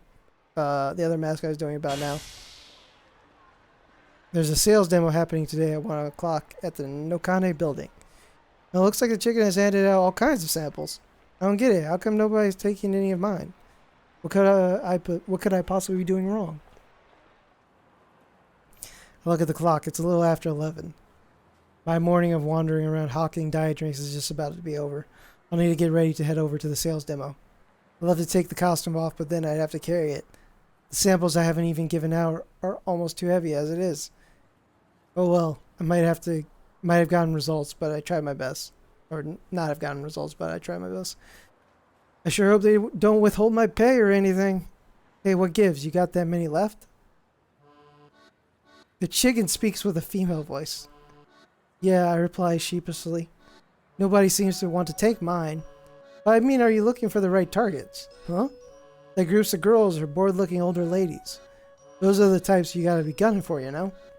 Wow, I didn't even consider that.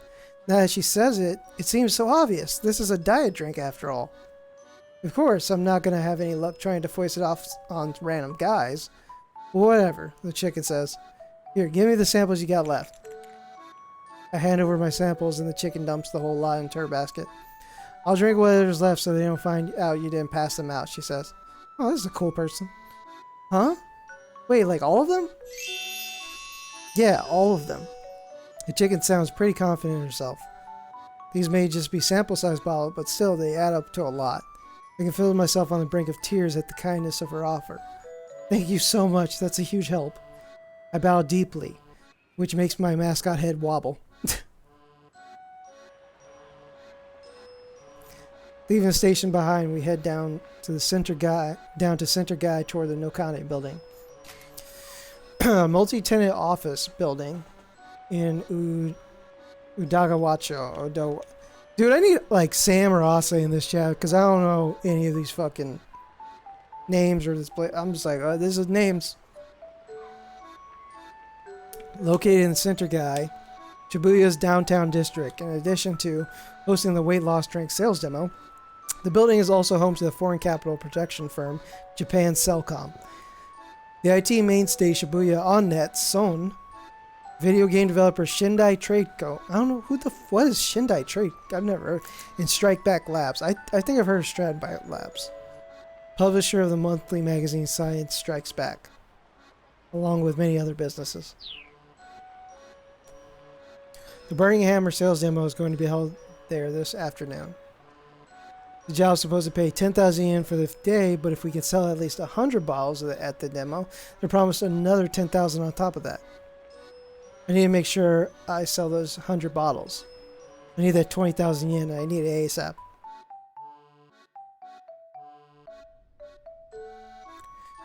We arrive at the Nokani building, a rundown multi-tenant office complex. We head into the room where the Burning Hammer sales demo is taking place. There are already about 50 seats set out. I wonder how many people the free samples will pull in. A stage has been set up at the far end of the room. That's where I'm going to be standing, sipping Burning Hammer while explaining its effects to the customers. Hurry up and take that thing off. The chicken flaps her wings as she speaks. It's kind of early, but come on, let's have lunch. I'm starving. Now she mentioned it, I realize I'm pretty hungry myself. Demo's not starting for another 2 hours. I can't win a war against my stomach for that long. The chicken and I head to the waiting room where they set out our lunches for us. Mind getting my back real quick? The chicken asks. She arches her back toward me. What the fuck? Apparently she can't reach her own zipper. Oh sure, give me just a sec. I try to unzip the back of the chicken suit, but my own suit's thick and fuzzy fingers have a hard time of it. What's the holdup? Come on, I'm roasting in this thing. Hurry up and get it off me. I'm almost got it. It's just awkward with these mitts. Finally I get hold of the zipper and yank it downward.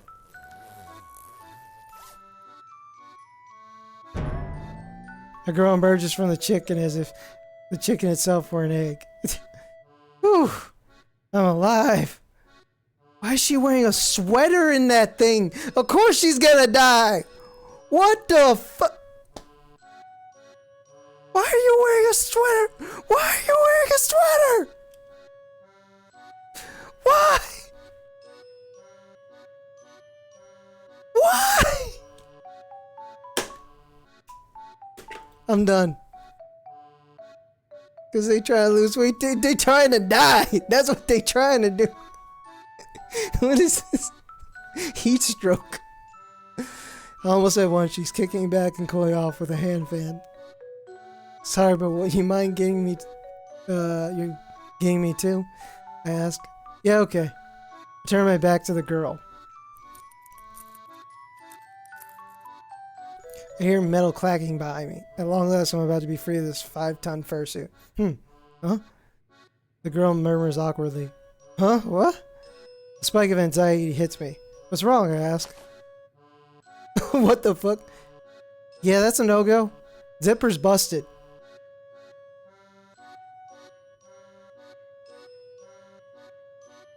Fuck.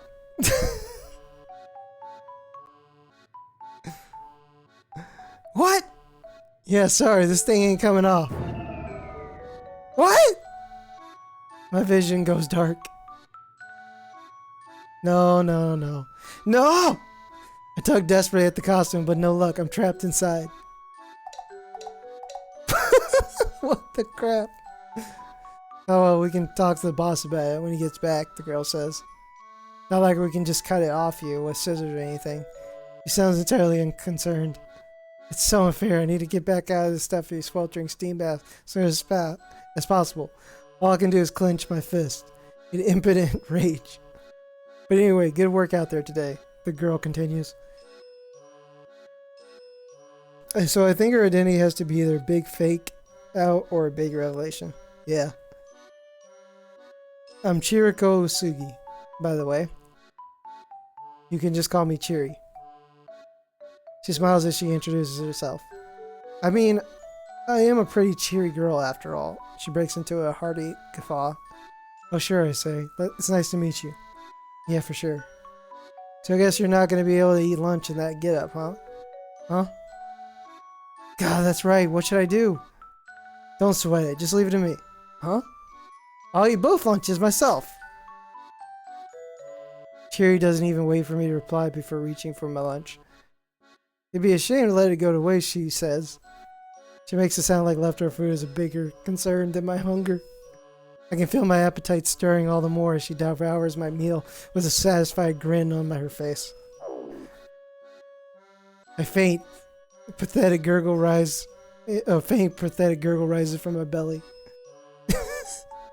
It's just a cheap little prepackaged box lunch, but right now it looks like a feast. So what's your name? Cheery asks. Her cheeks are still packed with rice. My name? Okay, yeah, she didn't. Yeah. Oh, it's, As I struggle to think of an answer, my eyes alight on the piece of tamagoyaki clutched between Cheery's chopsticks. The yellow slab of lightly grilled egg wobbles to and fro. I can see the inside from the way it's been sliced. It looks somewhat undercooked. Come on, what's your name? Alright, Tama. It's Tama. You mean like the famous cat? Well, ain't that fitting? Cheery chortles and stuffs the piece of tamagoyaki into her mouth, then takes a big swig of iced tea. I am beyond jealous. I wish I could gorge myself on those lunch boxes until I'm full to bursting. Heck, even a cold glass of iced tea would have been a lifesaver right now. I'm so thirsty, I'm starting to get all dizzy. Maybe I really am getting dehydrated. This isn't good.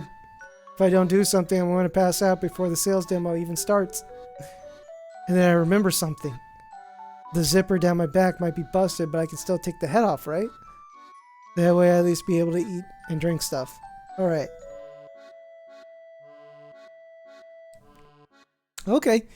Grab the head in both hands and yank it and upward with all my might. Rock my head back and forth good and hard. Ask Cheery to assist me. Sorry, would you mind helping me pull off my head off? Which one we doing? Which we doing? A, B, or C? It's a weird choice.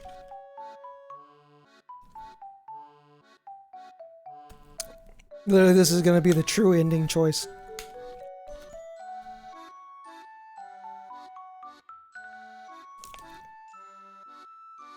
A, Cheery seems useless. Okay, we're trying A. Let's go with A. I decided to grab the head in both hands and yank it upward with all my might.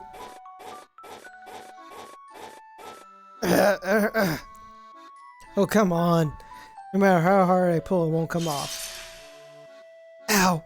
A dull pain throbs at the back of my head. Did I smack it against something at some point?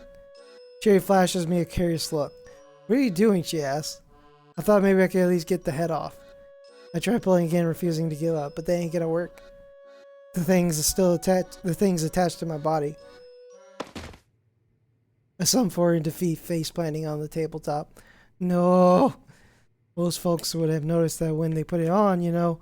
Well, I didn't. The boss helped me get into this thing. Well, don't let it get to you down, Cheery says. Here, drink some of this. She pulls a bottle with the straw from her bag and pours some of the tea into it. In a fever of thirst, I jammed the plastic straw through the mascot's costume's mouth. Thankfully, it reaches as far as my own. There we go. I suck for all I'm worth. Suck. I just wanted to do that. I suck and I suck and I suck. My body rejoices as the moisture returns to it, like rain coming to the desert. And thus I revive. Actually, it's kind of does feel like I'm coming back to life.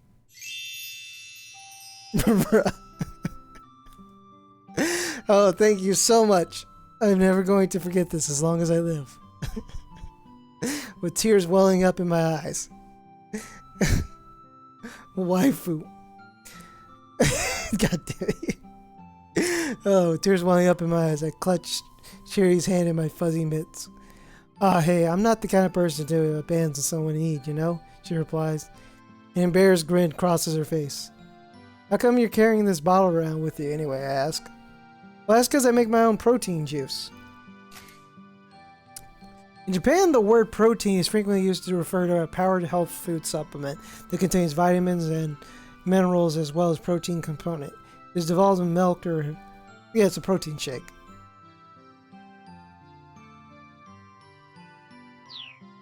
Okay. What does that say, though? Oh. Drinking it in place of tea would surely lead to weight gains. Protein juice? Never heard of it. It's protein. Heard that if you have protein juice for one of your 3 meals a day, you'll lose weight. So yeah, I kind of need to keep it. Given Cherry's sort of, well, chubby frame, I don't think the protein's been working so great for her. I've been trying all sorts of stuff, but right now protein is totally the best thing for my diet. It's stuff, though. Cherry casts her eyes at the samples of burning hammer on the table. It's like totally bogus. Huh, bogus? That's a surprise. Well, yeah, Cherry says. You gotta exercise if you want to burn body fat. Best way to burn fat is to engage in steady, low-intensity aerobic exercise. After roughly 20 minutes of such exercise, the body burns through its available blood sugar, and the brain sends signals to have fat brought into the bloodstream. This is how fat is burned. Anaerobic exercise, which leaves you panting and breathless, is not effective. Huh. She smacks herself on one flabby arm. I mean, there's no way you're going to lose weight by taking in more calories. Didn't she say she was drinking protein juice to lose weight? I keep that thought to myself. I mean, that'd be as ridiculous as all you can eat Kobe beef. She adds. She shakes her head seriously. I'm not sure about using all you can eat anything as an example in a discussion about weight loss. But again, I keep the thought to myself. But hey, a job's a job, Sherry says after a moment, perking up again. They tell me to sell this junk, I'll sell it. A sudden wailing comes from the other side of the door. Please just give me time. I swear I'll get back to you. What the heck? Cherry says. Is that the boss? I nod. That's definitely Mr. Yanagishida voice. He's the guy who hired me. Sailing up alongside Cherry, I very quietly open the door and take a peek inside. Mr. Yanagishida is down on his hands and knees begging, while 2 uncouth-looking men glower at him. Just a little more time, that's all I ask, he pleads. Once I sell the stuff, I can pay you back. I see a tiny bottle of burning hammer in his hand. Just a little more, mimics the middle-aged fellow. I just gotta sell this. We've heard enough of that out of you. Yeah, the younger guy sneers. We ain't giving you any more time, so quit asking. But I really just need a little longer this time. Please, you gotta believe me. The fucking cat. From the look of things, Mr. Yanagishida is dealing with some loan sharks. Though it seems obvious that this term refers to toothy predators of the deep, the word shark in this case actually has its origins in an older Germanic word meaning parasite, or someone who preys on others. The same word gave rise to the terms pool shark and card shark. In the case of loan sharks, though, the initial mental image seems quite appropriate. The 2 thugs are clearly in no mood for his continued groveling. Cherry and I exchange a glance. It's probably best if we don't go out there right now. But now I'm really worried. Am I actually going to get paid for this gig? As I'm pondering that, one of the men grabs Yanagishida by the nape of the neck and drags him to his feet. Come with us, pal. We'll take you someplace you can work off your debts. Say what? Mr. Yanagishida wails. The 2 men drag him away. Guess he's gone then, Jerry says. She's already starting to pack up her things. Wait, what are you doing? I ask.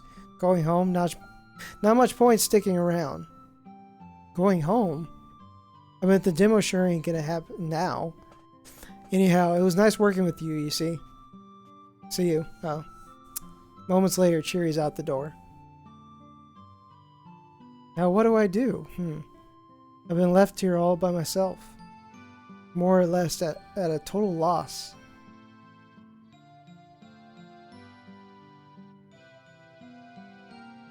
Damn. So I gotta probably find a storyline where I save Yanagishida. Provine is going to get paid now that those debt collectors showed up and dragged your boss all away. If a certain someone hadn't told the thugs how to get to the Nokane building, They probably wouldn't have caught Yanagashita. The right decision happens at 11:15, but who has to make it? I see how this game's gonna go. I see how this game's gonna go.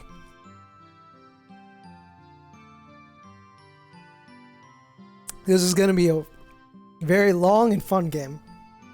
Of just being like, does this thing work with this thing? Does this move the storyline here? Does this change this? Does this intersect here?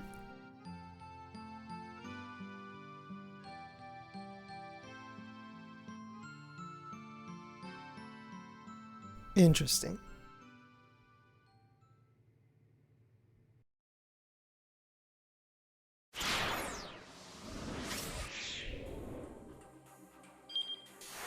I got to the bad end here. Oh, you could do a segue here. Oh, that's the 3 choices. Oh, and also this choice too. God, okay. This is already my shit. I'm surprised you didn't know about this, Huey. This is the one. The one above all. The Omega. Legit is actually, I'm just really curious to play this or beat it, because I want to know why this game, Japan gives it a 10 out of 10. It's kind of insane. Like in Famitsu apparently doesn't give 10s to, or perfect scores to many games. So it's gonna be interesting. But I think I'm good for tonight, though. This game's fun, though.